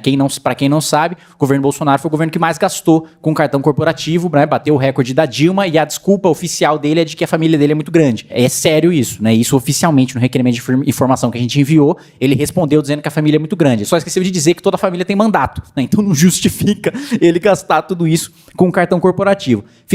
O TCU fez a auditoria, está em sigilo ainda, eu ainda não tive acesso ainda. Ainda não tive acesso ainda, é bom, né? Eu ainda não tive acesso a essa auditoria e quando eu tiver acesso, eu não vou poder replicar para vocês, eu não vou poder trazer o papel para vocês, eu vou poder falar o que eu vi, porque quando eu tenho acesso a um documento sigiloso, e a Comissão de Fiscalização tem muito acesso a documentos sigilosos no Estado, seja porque é gasto com inteligência, seja porque envolve informação sensível, eu entro numa salinha lá com 2 policiais legislativos vigiando lá se eu não estou levando celular, se eu não estou levando mais nada para tirar cópia ou alguma coisa, entro numa salinha fechada, abro um saco preto que vem o documento, aí eu vejo o documento, e aí eu saio e preciso memorizar, né, o que eu vi para transformar isso numa fiscalização, no controle. Mas, de todo modo, o que aconteceu? Bolsonaro resolveu nomear o ministro do Tribunal de Contas responsável por essa fiscalização no cartão corporativo dele para uma embaixada em Portugal.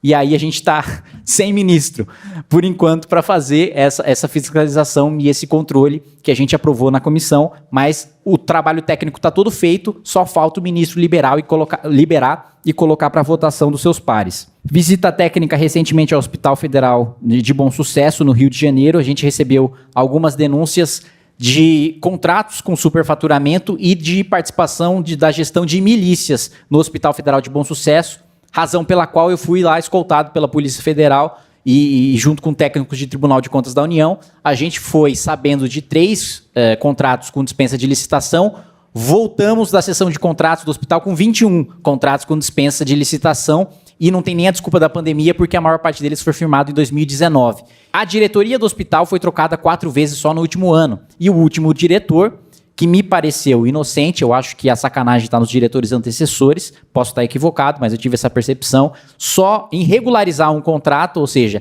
em deixar de ter a dispensa para fazer a licitação, economizou 8 milhões de reais por ano. Né? Então, essa é uma fiscalização que a gente está fazendo ainda, mas que nós já fomos fisicamente lá até o hospital, já vimos o problema e agora falta passar o pente fino nos contratos. Próximo ponto, já estamos terminando, conquistas dos mandatos, aí 3 prêmios do ranking dos políticos.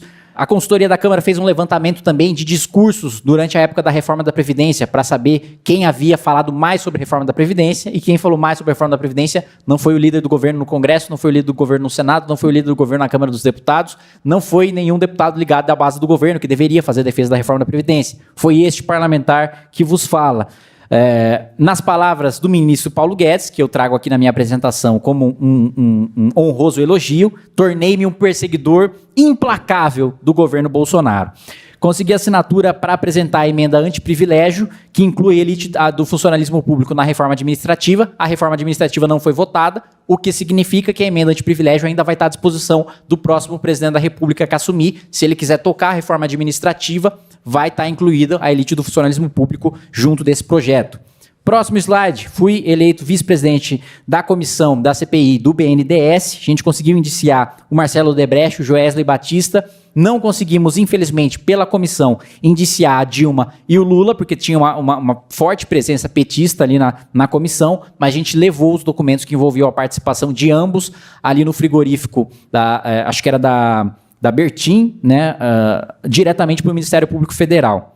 Um outro ponto, as emendas parlamentares. Né? As emendas parlamentares, a maior parte delas para a saúde pública, foram 29 cidades, a maior parte delas com indicações de coordenadores do MBL, seguindo aquela política liberal de que não faz sentido eu, lá de Brasília, decidir o que é melhor para Santo André, por exemplo. A gente tem aqui nosso vereador Márcio Colombo, ou para Sorocaba, que a gente tem nosso vereador Ítalo. Não faz sentido eu dizer o que eles precisam mais na cidade deles. Faz muito mais sentido eles trazerem para mim, que vivem naquela cidade, que conhecem os problemas daquela cidade, levar. Estou vendo também que o nosso querido parceiro do Instituto Jô Clemente está aqui presente também. Mandamos emendas também para o teste do pezinho, né, que o Arthur Duval é um grande fã da PEC do pezinho, que nós apreciamos, votamos também no plenário da Câmara dos Deputados.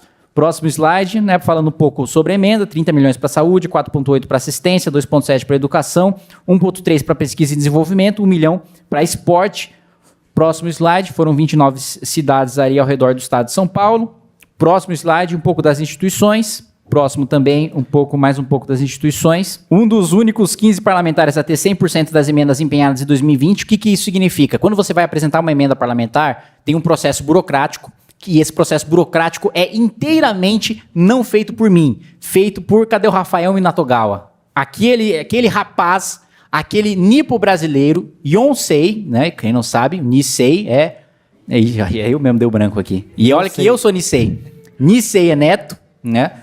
Sansei é bisneto e Yonsei, né, é tataraneto, e o Minato é tataraneto. Ele faz todo esse processo para mim, mas fez com muita qualidade. Na verdade, eu acabei com a vida do Minato, só fazendo um parênteses aqui, porque ele estava no Canadá, né, fazendo já o seu mestrado em economia, e eu falei, e aí, bora voltar para o Brasil, fazer uma campanha de político, entregar panfleto, tomar sol. E aí eu trouxe o Minato de volta para o Brasil. Eu conheci ele, a gente estudou junto no Colégio Técnico, né, de Limeira da Unicamp. Ele fez construção civil, eu fiz processamento de dados, que é um curso muito melhor.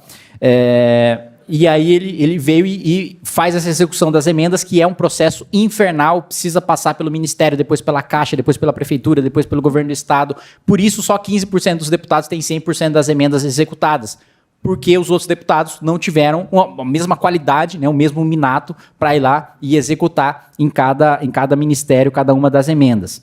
Próximo ponto, barrar projetos também é um serviço de um deputado, e o meu papel dentro da Câmara dos Deputados é muitas vezes isso, não é nem aprovar projeto, mas impedir que uma desgraça maior seja aprovada. Então, obstruir a PEC da impunidade, que a gente conseguiu segurar por 2 dias, ao ponto do presidente da Câmara, Arthur Lira, desistir de levar em frente para o plenário. PEC da vingança também, que daria mais indicações políticas. A maioria do Conselho Nacional do Ministério Público seria indicada pela Câmara dos Deputados e, portanto, eles poderiam mudar completamente a composição para perseguir o promotor e o procurador que eles quisessem. A gente conseguiu barrar esse processo. Um outro ponto, uma relatoria importante que eu tive no meu mandato, por falar em Arthur Lira, foi ele que me tirou da boca do gol de aprovar esse relatório, que foi o licenciamento ambiental. Né, até hoje o Brasil não tem lei sobre licenciamento ambiental, apesar desse processo estar previsto na nossa Constituição, o que faz com que a gente tenha mais de 40 mil regulamentações de licenciamento ambiental, o que torna um inferno a você fazer qualquer empreendimento que tenha impacto ambiental no Brasil.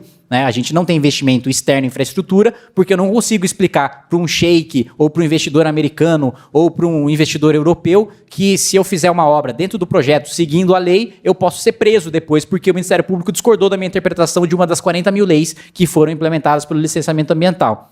Encomendamos, a cota parlamentar também serve para coisa boa, estudo. Encomendamos um estudo para a FIP, para economistas da USP, para saber o impacto desse relatório que foi aprovado na Câmara dos Deputados e está na pauta do Senado para a próxima semana. 121 bilhões de reais em investimento e a criação de 2 milhões e 600 mil vagas de emprego, com pelo menos 5 mil obras paralisadas em razão de problemas no licenciamento ambiental. A maior parte delas de saneamento básico ou de distribuição de água potável.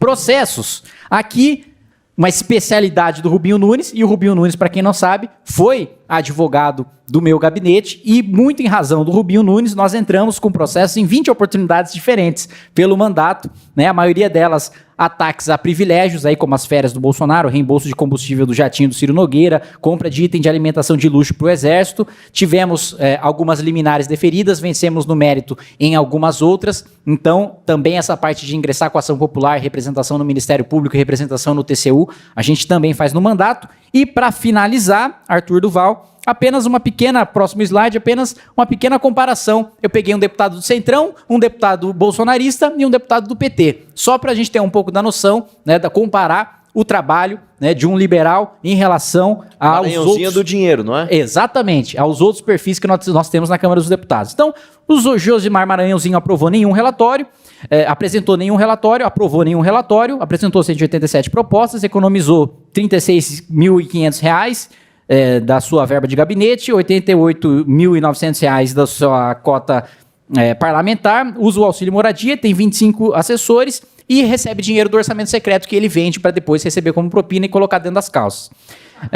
O próximo slide, né? Gleisi Hoffmann, nossa querida presidenta Gleisi, ela, presidenta do PT, ela aprovou nenhum relatório, não apresentou nenhum relatório, tem 715 propostas, não economizou um décimo aí do que a gente economizou de cota parlamentar ou de verba de gabinete, usa o imóvel funcional e tem como praxe ali das esquerdas, né, que estão tão preocupadas com os pobres, mas fazem os pobres pagar pelos seus assessores, 24 deles dos 25 que teria direito. E claro, para finalizar, o nosso querido deputado Bananinha, né, ele que já pode pedir, está quase pedindo a segunda música no Fantástico. Por quê? Porque ele ficou ofendidinho, porque foi chamado de Bananinha, decidiu entrar na justiça para tirar todas as publicações em que eu chamo ele de Bananinha.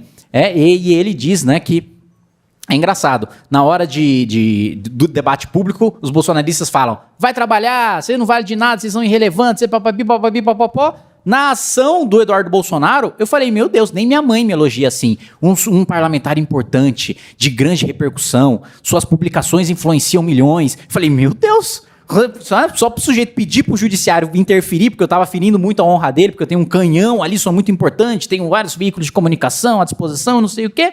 Perdeu na primeira instância do cível, perdeu na segunda instância do cível, perdeu na primeira instância do criminal, perdeu na segunda instância do criminal, perdeu, agora recorreu para o Supremo Tribunal Federal, porque foi chamado de Bananinha, e perdeu também, para a nossa alegria, Rubinho Nunes. Nós vamos marcar um grande churrasco ainda nesse ano com os honorários de sucumbência do Bananinha. Muito bem.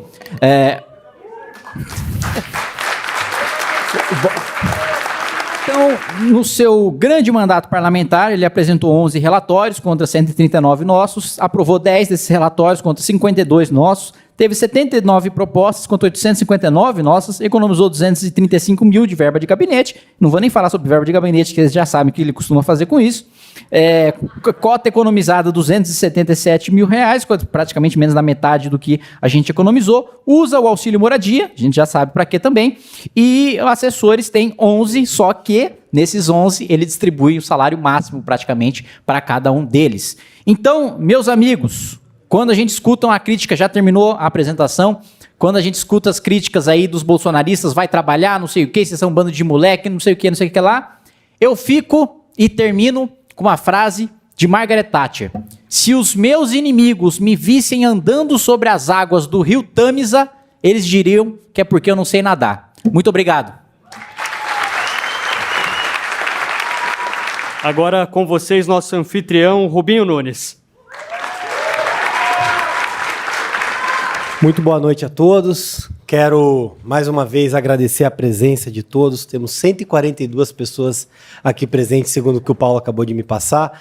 Isso, para mim, muito me orgulha, muito me honra, me deixa muito feliz. Eu acredito que a todos os convidados também, porque, efetivamente, juntar mais de uma centena de pessoas numa sexta-feira à noite para ver prestação de contas do mandato de políticos é algo que eu considero bastante pioneiro e inovador. Então, muito obrigado a todos. Quero começar falando o seguinte. Quando eu fiz campanha um ano atrás, quando eu fui às ruas, tomei sol e resolvi colocar meu nome como candidato a vereador de São Paulo, eu dizia algumas coisas de forma muito recorrente em todos os meus discursos. Uma delas é que, no meu mandato, eu iria provar que há muito a ser feito numa Câmara Municipal. Que o vereador tem muitas atribuições que não apenas dá nome de rua ou então reclamar que não tem competência constitucional para não fazer nada. Sem muita modéstia, eu dizia incessantemente que eu ia provar que tudo que tinha sido demonstrado enquanto o mandato de vereador até então seria diferente. E esse foi o meu objetivo, meu principal objetivo de campanha, então, no meu mandato. Isso é o que eu quero mostrar para vocês hoje. E o segundo ponto é que eu queria mostrar para todo mundo que fiscalização, transparência, que o mandato de vereador não impõe autoridade. Que o político como um todo, eu não digo apenas o vereador, mas os deputados e todos os demais, não são autoridades, são funcionários. E é na condição de funcionário que eu propus esse evento hoje para prestar contas a todos vocês que permitiram que eu fosse vereador, que permitiram que eu estivesse aqui. Vocês, na qualidade de pessoas que me confiaram o mandato, eu tenho o dever de prestar contas e demonstrar para vocês o que eu fiz no meu mandato, quais foram os resultados que eu pude trazer aqui nesse primeiro ano. É assim que eu inicio a minha fala. Quem me conhece sabe que, durante a minha vida pregressa dentro do Movimento Brasil Livre, a minha principal função foi fiscalizar, foi processar, foi incomodar, foi ser chato. E com esses processos, até o dia da eleição, tinha gerado uma economia de 41,2 milhões de reais, o que para mim foi muito significativo. Na campanha teve aquele vídeo do helicóptero para mostrar que eu economizei mais que o Arthur no mandato dele e tudo mais que foi construído. Mas, felizmente, um ano depois, esses 41,2 milhões de reais se tornaram 485 milhões de reais recuperados apenas com processos que eu movi.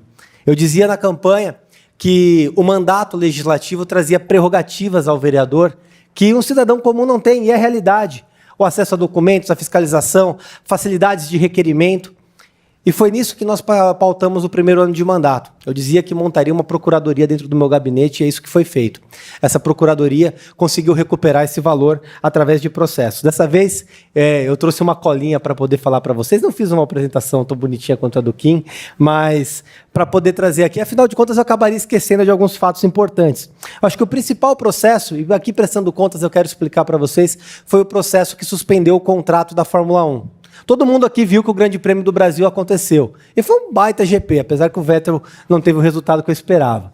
Mas dentro daquele Grande Prêmio, ele só foi realizado porque nós conseguimos uma contracautela judicial. Nós suspendemos o contrato da Fórmula 1, um contrato ilegal de 100 milhões de reais, que colocava em risco as contas da cidade de São Paulo através de uma empresa de prateleira, a MC Brasil. Uma empresa que até então não tinha feito uma corrida de rolemã. Foi exigido que essa empresa calcionasse a cidade de São Paulo para realizar o Grande Prêmio. O processo corre.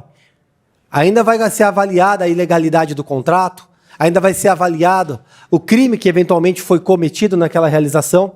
E se foi cometido, o valor pago pela cidade de São Paulo, mesmo com a realização do Grande Prêmio, vai ser estornado para os cofres públicos e não vai haver nenhum prejuízo ao cidadão de São Paulo.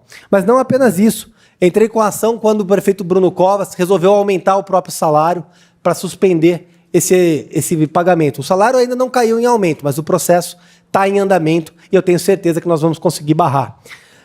Aí, além disso, antes mesmo de assumir o mandato, fui responsável por suspender a tal live da virada, o show da Maiara e Maraísa, mais de R$1 milhão para elas gravarem o show, não era nem ao vivo, que seria pago, nós conseguimos suspender. Assim como suspendemos também os bloquinhos virtuais de carnaval, entre outros resultados do mandato. Não processei apenas em São Paulo, não.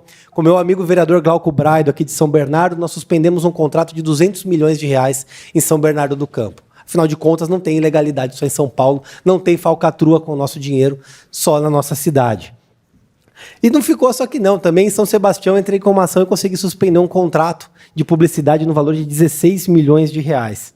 Além das ações que nós movemos junto com o Kim contra o governo Bolsonaro, como, por exemplo, para impedir o confisco do kit intubação de municípios, para proibir a contratação de blogueiros. Vocês devem se lembrar, durante a gestão Bolsonaro, ele resolveu contratar blogueiros para fazer incentivo ao uso do kit Covid. Tudo isso pago com o nosso dinheiro. Movemos ação contra a esteira do presidente Hamilton Mourão. Movemos ação também para ter acesso aos documentos sigilosos na compra da Covaxin. E também o cartão corporativo do senhor Jair Bolsonaro, que agora o Kim, na comissão que ele faz presente, vai ter acesso a essas informações. O cartão corporativo que custeou 2,7 milhões de reais para o presidente da República passar as suas férias no Guarujá com a sua grande família. Mas nem só de processo vive o homem. Apesar de que o meu mandato é pautado nisso, eu acho que uma frase que norteia o meu mandato, que norteia a minha atuação, eu acho que, na verdade, norteia o MBL, é nunca perder a capacidade de se indignar. E é justamente essa frase que faz com que, diariamente, dia após dia, junto com a minha equipe, a gente continue analisando o Diário Oficial, continue vendo o que acontece, e mesmo que, às vezes, a política seja algo que sugue a gente e que acabe norteando a você simplesmente entender que, como o Kim costuma dizer, nunca se torne cínico no ambiente político, a gente tem que entender que às vezes vale a pena lutar. Aqui na Câmara Municipal teve dias que eu fiquei batalhando sozinho. Outros dias tinha outros vereadores comigo. Pouco importa se eu fosse perder na votação, pouco importa se a gente fosse perder no plenário. Como eu costumo falar para a Cris, o importante, né, Cris, é a gente marcar o ponto.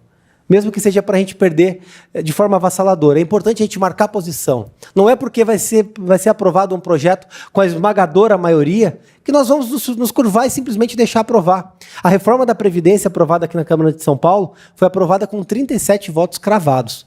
Um deles, inclusive, eu consegui com mão brada. Efetivamente, tivemos que ganhar no braço aquela votação. Mas foi necessário. Uma economia de 111 bilhões de reais nos próximos 35 anos.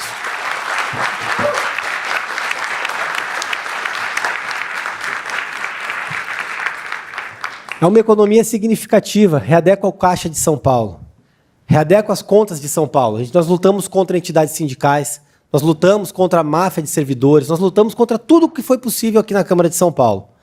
Mas a gente sabia que era necessário, que era importante, que por mais que tivesse servidores acampados aqui na porta, achacando assessores, achacando vereadores, ameaçando, mandando mensagem, mandando correspondência anônima, valia a pena lutar para ter essa economia.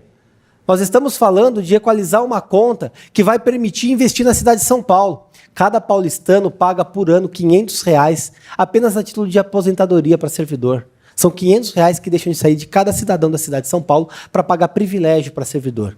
E, felizmente, nós conseguimos ter a reforma profunda, a necessária, a ponto que São Paulo precisava. Isso é uma grande vitória do meu mandato, mas eu acho que é uma grande vitória da Câmara de São Paulo. E, principalmente, é uma grande vitória do MBL, que ficou aqui nas galerias enfrentando os sindicalistas, tomaram porrada, apanharam, foram ameaçados ali na porta, mas com a militância nós conseguimos aprovar. E eu posso dizer com propriedade, se não fosse a militância que estava na galeria dando apoio, faltaria esse um único voto para que a gente conseguisse aprovar a reforma.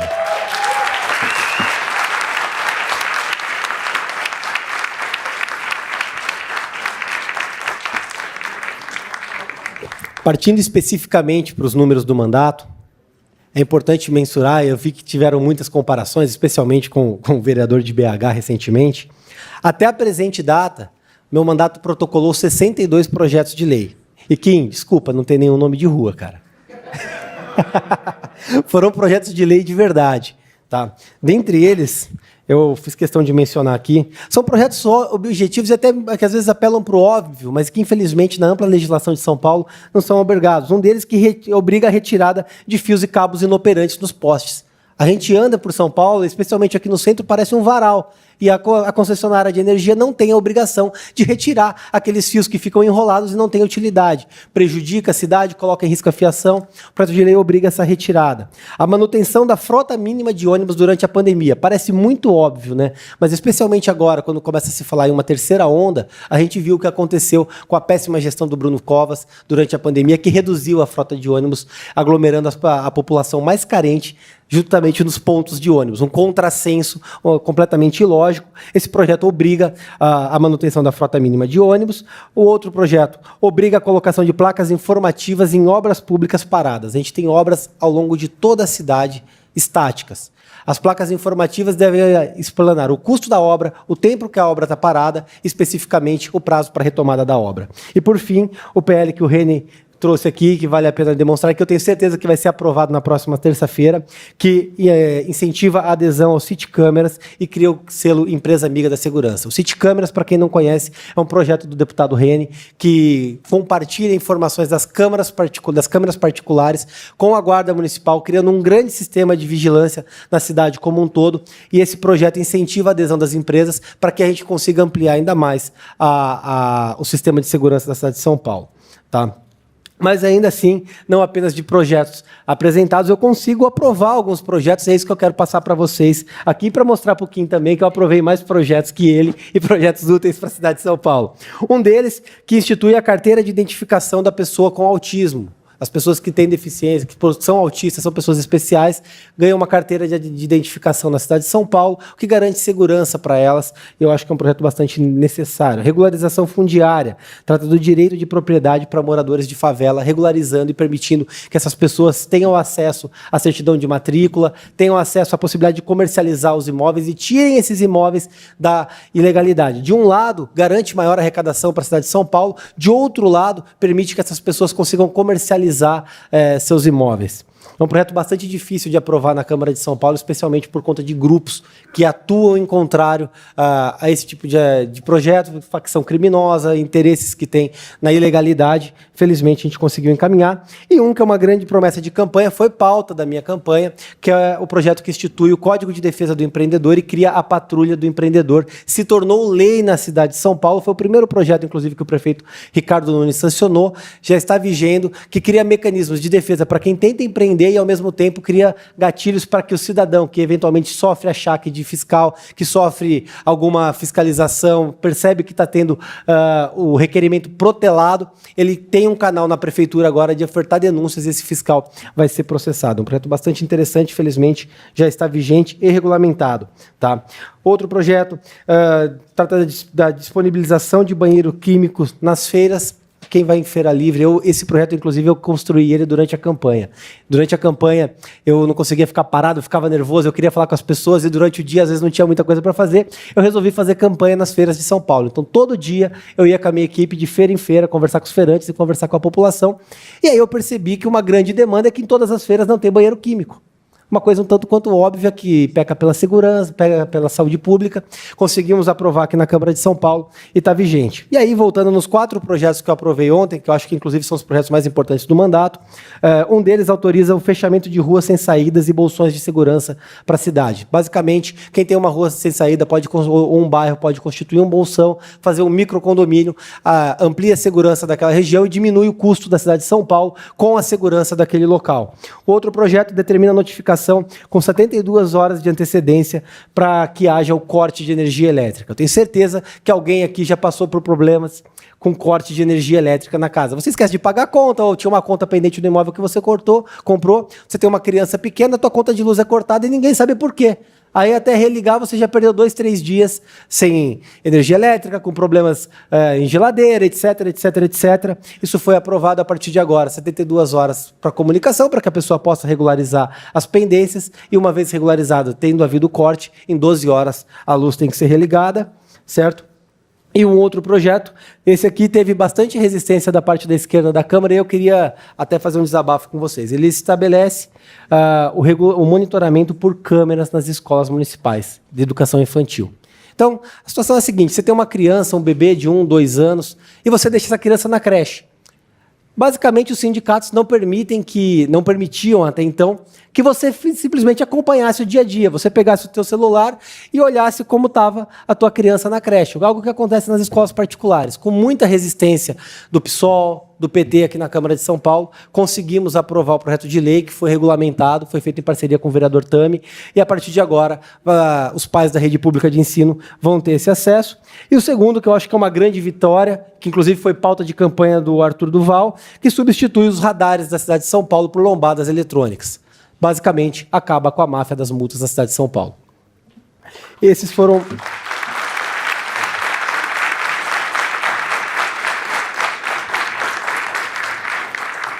Obrigado.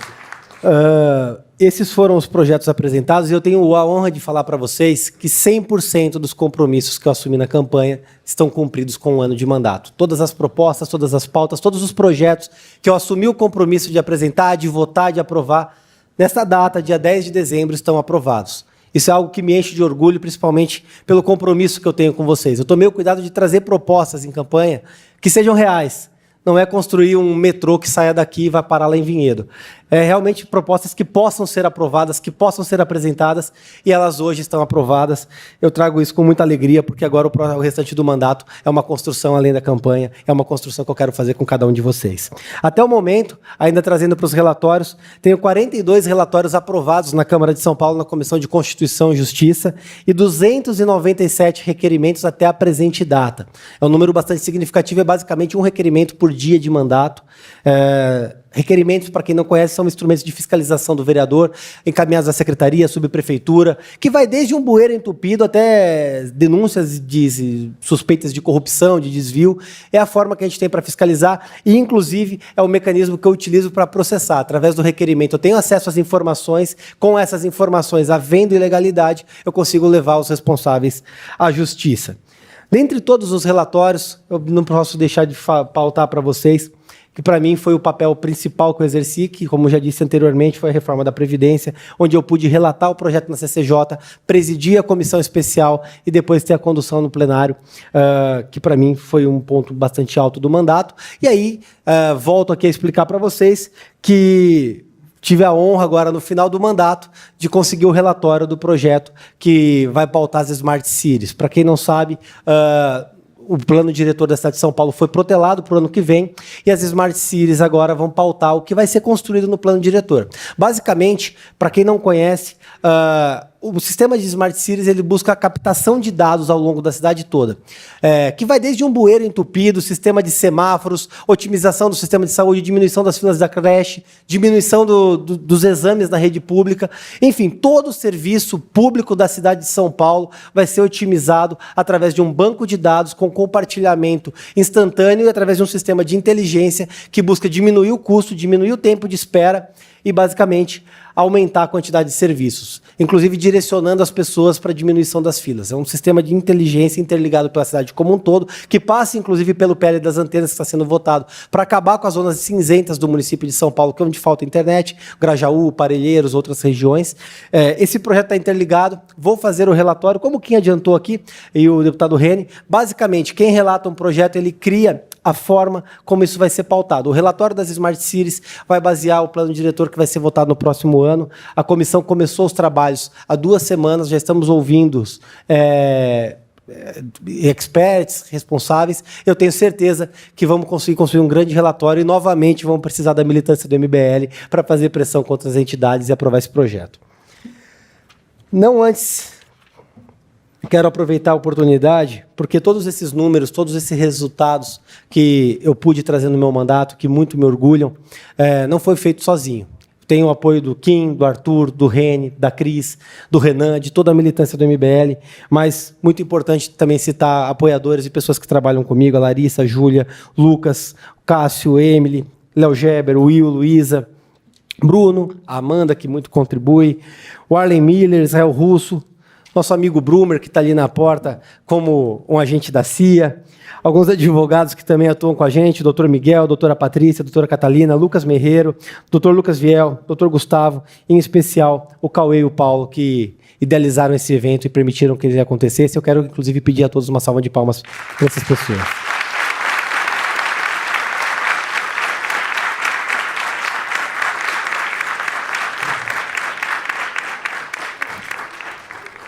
Sem dúvida, 2021 foi um ano de muitas conquistas. E aqui, em especial, quero dizer para vocês, já indo para o final e dispensando um pouco o script, que para mim foi um ano de muitas realizações, um ano de muitas responsabilidades, mas principalmente um ano de muito aprendizado. Eu posso dizer para todos vocês que, mesmo tendo experiências trabalhando com o Kim, trabalhando em outros lugares, apenas durante o mandato eu pude aprender o que é a pressão do mandato parlamentar, a responsabilidade do voto, a responsabilidade e o peso de um discurso em plenário. Eu que sempre atuei no backstage, fui advogado do movimento, atuei como advogado, como assessor parlamentar. Estando como vereador, eu pude efetivamente sentir a pressão do que é esse mandato. Eu confesso a vocês que eu busquei muito vir à Câmara Municipal. Eu sabia que eu poderia realizar um grande trabalho como vereador. Eu tinha certeza que eu conseguiria trazer o exemplo, e como eu disse para vocês no começo, eu demonstraria, enquanto vereador, enquanto mandatário, que dá para fazer muito, que dá para fazer a diferença, que dá para fazer uma forma nova de fazer política. É isso que é o compromisso do MBL. É essa forma de trabalhar que faz a energia do MBL existir. É essa forma de trabalhar que faz com que a militância esteja numa sexta-feira, vendo a prestação de contas de parlamentares. É essa forma de trabalhar que engaja a militância, está no plenário da Câmara Municipal, mesmo durante uma pandemia, para aprovar a reforma da Previdência. E é justamente por essa militância, com essa responsabilidade, que dia após dia eu procurei conduzir a melhor forma do mandato e, principalmente, construir um mandato de respeito, um mandato à altura dos meus colegas que estão na mesa. Eu sempre digo que, se existe uma pessoa que eu me pauto, que eu me exemplo, é o deputado Kim Kataguiri. Eu pude trabalhar com ele, eu pude ver a excelência com que ele presta o mandato dele, com o compromisso com que ele atua no mandato dele, a forma com que ele e a equipe dele atuam. E isso, para mim, é o norte do meu mandato. Eu acho que é esse norte que, inclusive, pauta o mandato de outros vereadores do movimento, vereadores parceiros. Não vou citar todos aqui para não me faltar com nenhum deles, mas que vão, posteriormente, aqui com a locomotiva vir à frente, que pauta essa forma de fazer política. E eu tenho certeza que, em 2022, é essa forma de fazer política que vai fazer a diferença no país. São os números desses mandatos que vão fazer a diferença. São os números do Kim, do Reni, do Arthur, da Cris, do meu mandato, que vão mostrar que a forma de fazer política do MBL é melhor do que a forma de fazer política de qualquer outro grupo político do país. É melhor do que a forma de fazer política dos bolsonaristas, dos petistas, do Novo, de qualquer outra bancada política, porque nós atuamos com responsabilidade e, principalmente, nós atuamos junto com a militância. Nós não atuamos em separado deles. Nós não vendemos sonhos, informações, nós trazemos com a realidade e, principalmente, nós temos um compromisso de prestar contas, de apresentar, de ouvir, de pautar, de reconhecer erros quando erramos, mas principalmente de ir adiante, mesmo que signifique tomar porrada, mesmo que signifique perder na votação, perder no voto, mas marcar uma posição. Essa é a forma que eu atuo no meu mandato, essa é a forma que todos eles atuam, e eu tenho certeza que essa é a forma que vai permitir com que a gente construa uma grande bancada, especialmente lá em Brasília, com muitos outros 15 em 2022. Eu tenho certeza que, dessa forma, nós vamos fazer a diferença na política, e independente de quem seja o presidente da República, seja Lula, seja Bolsonaro, seja o Sérgio Moro, seja qualquer outro, vai ter uma bancada responsável na Câmara Federal fiscalizando esses deputados. Sem mais delongas, eu vou encerrar agora meu discurso, mas quebrando novamente o script, se existe o MBL hoje, se existe essa energia, se existe essa forma de atuar, é porque tem uma figura descabelada, careca, completamente doida, que pensa tudo isso, que é o Renan, e eu queria pedir para o Renan vir aqui. Renan, por favor, uma salva de palmas para o Renan.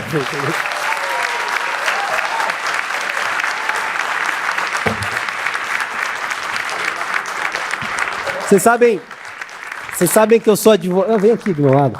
Vocês sabem que eu sou advogado e eu costumo fazer discursos e eu sigo um script. Normalmente, quando eu estou lendo, meu discurso não fica tão bom quanto quando eu estou falando de forma espontânea.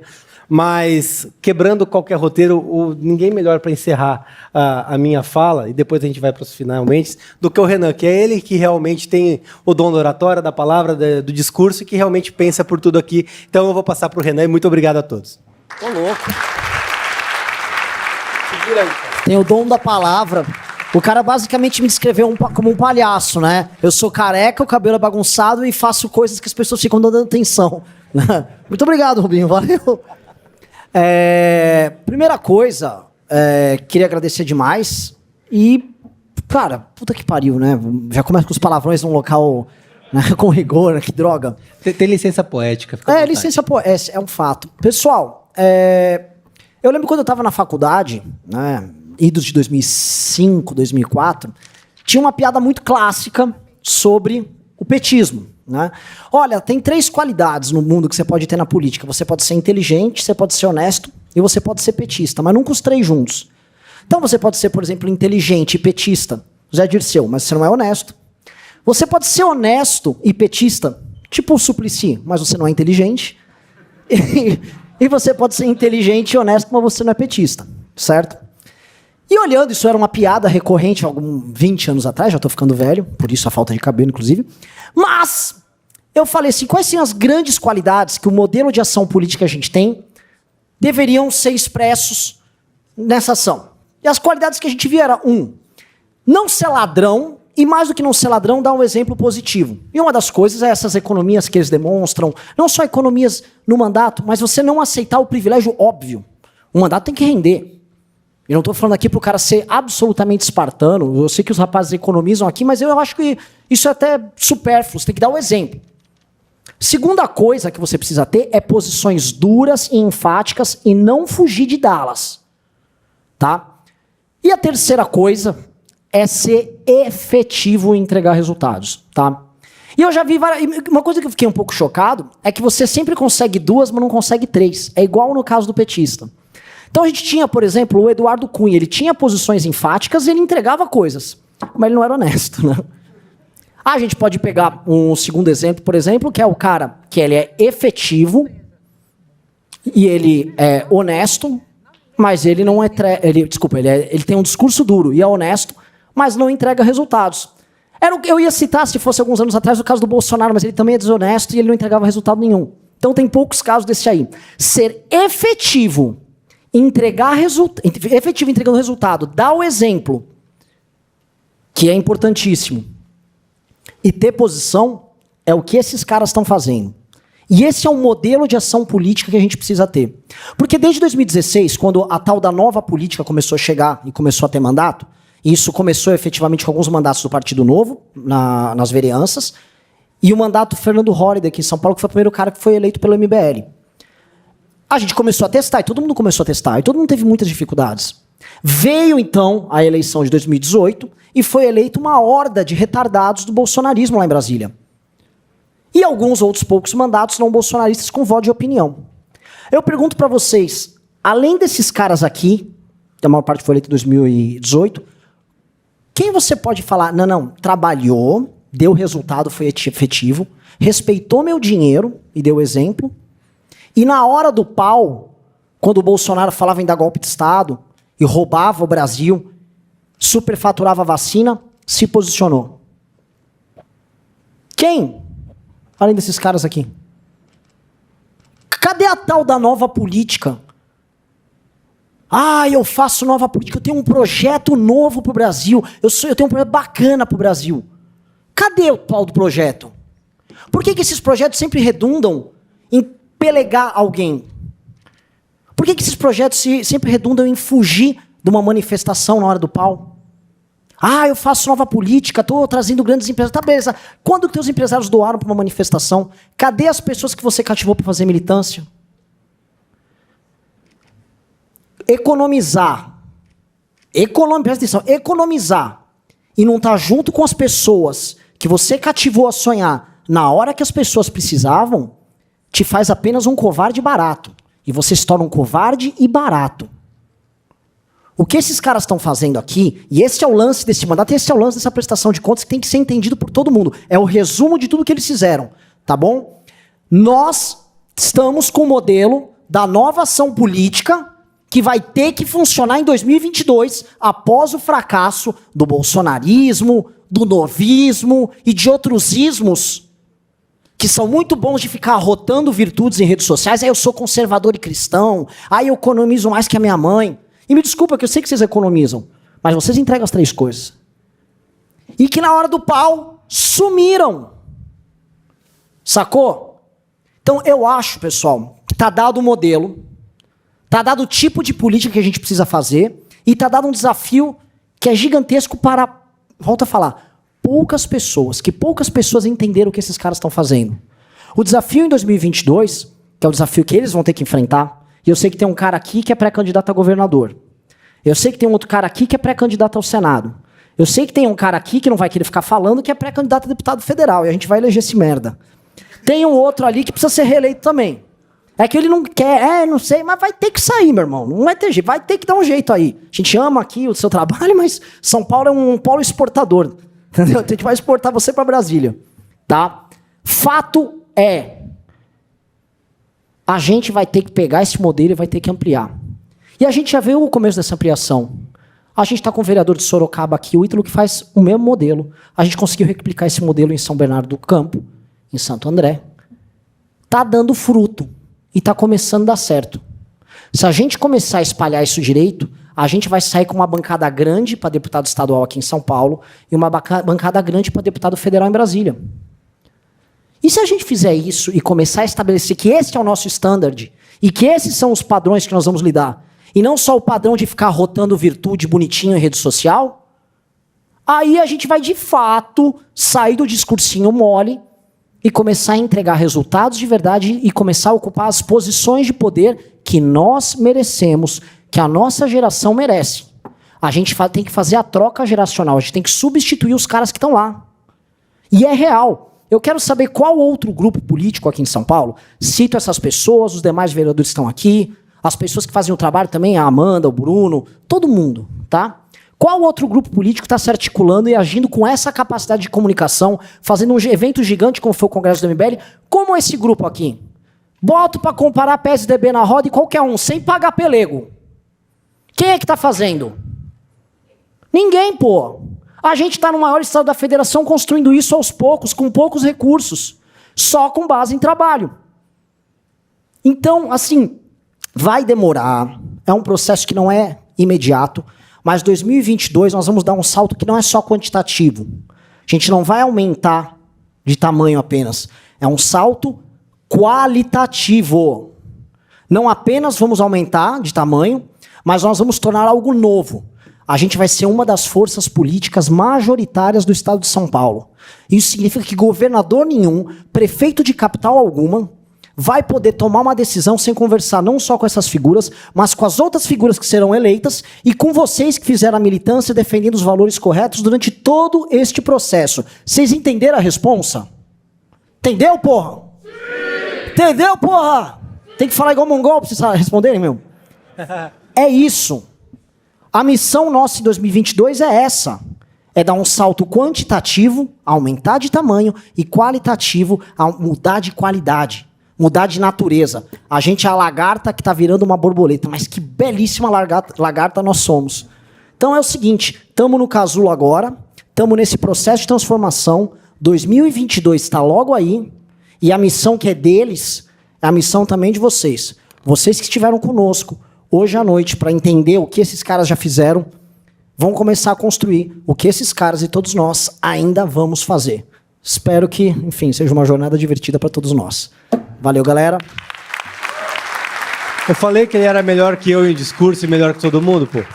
Já encaminhando para o final, mas ainda aproveitando a atenção de vocês, eu quero aproveitar aqui e quebrar mais uma vez o protocolo. Eu sei que na sequência tem a Amanda com o pessoal da Locomotiva, mas eu queria pedir para o vereador Ítalo se levantar, por gentileza. O Glauco Braido, Márcio Colombo já está em pé ali atrás, dá um tchauzinho aí. Márcio, Amanda, Gerson. Bom, gente, essas pessoas que estão aqui são pré-candidatos do MBL na eleição do ano que vem. Eu quero, antes de mais nada, desejar sorte a vocês na pré-campanha que estão construindo, especialmente a vocês que ainda não têm mandato. Espero que vocês possam levar adiante as palavras do Renan, de todo mundo aqui. Vocês têm uma missão, assim como o Reni é pré-candidato ao Senado, o nosso anão bolado ali pré-candidato a governo, e o Kim pré-candidato à recondução à Câmara Federal. Desejo uma muito boa sorte a vocês. Quero uma salva de palmas a todos, porque concorrer não é para qualquer um também. Quero agradecer imensamente a todos que vieram, a todos que estão aqui, em meu nome, em nome do meu mandato, de todos os demais. Nós devemos efetivamente contas a vocês, satisfação a vocês. Vocês são responsáveis não apenas pelo meu mandato, por cada um dos mandatos que está sentado nessa mesa. E é graças a vocês, a confiança, ao trabalho, ao carinho, à dedicação de vocês a falar de nós, que nós hoje exercemos um mandato, que nós hoje podemos cumprir a missão que nos é dada. E isso muito me orgulha. Então, muito obrigado a todos. E agora eu passo a Amanda e ao Gerson. Muito obrigada. E realmente isso não estava no meu roteiro, aqui no meu protocolo. Foi no improviso. Mas eu quero aproveitar, então, e aceitar o desafio, né? O Kim fez um desafio para que eu fosse pré-candidata a deputado estadual. Kim, então eu aceito o desafio. E eu quero entrar nessa competição aí de números. Eu quero daqui 2 anos vir e ter números muito maiores que de vocês. Quero entrar nessa competição. Muito obrigada. Bom, é muito difícil, né, falar depois de todo mundo, mas eu quero fazer também uma breve prestação de contas da locomotiva. Prometo ser breve, tá todo mundo já com fome, né, por conta do horário. Bom, a locomotiva, ela surgiu, né, do nosso maluco favorito, do Renan, em janeiro. Falou, não, vamos percorrer o estado de São Paulo. E era um grande desafio por conta da pandemia. E exatamente por conta da Covid-19, né, o Rubinho e a equipe dele criaram um pacote de combate à Covid para a gente levar aos municípios. A aceitação foi gigantesca, né? Então, nós visitamos 98 cidades, mais de 150 vereadores, 20 prefeitos, inúmeros secretários e munícipes, mais de 5.000 quilômetros visitados e 380 projetos de leis protocolados e vários aprovados, com direito até a derrubada de veto, igual foi em São Carlos. Então, foi um grande projeto, sem 1 centavo de dinheiro público. Foi algo, assim, maravilhoso. Eu falo que é muito fácil ser assessora, porque o parlamentar que vai buscar a gente em casa, porque não tem carro oficial, então é tudo na base da vaquinha e na base do nosso dinheiro mesmo. A gente percorreu todo o estado. Começamos aqui com a ABC, né, que é um grande, enfim... Tem o Ítalo também, que acho que foi a nossa segunda visita, que a gente quis começar realmente a locomotiva com chave de ouro. Eu vou falar uns 2 cases, né, para não me alongar muito, de como é efetiva essas visitas da locomotiva, né?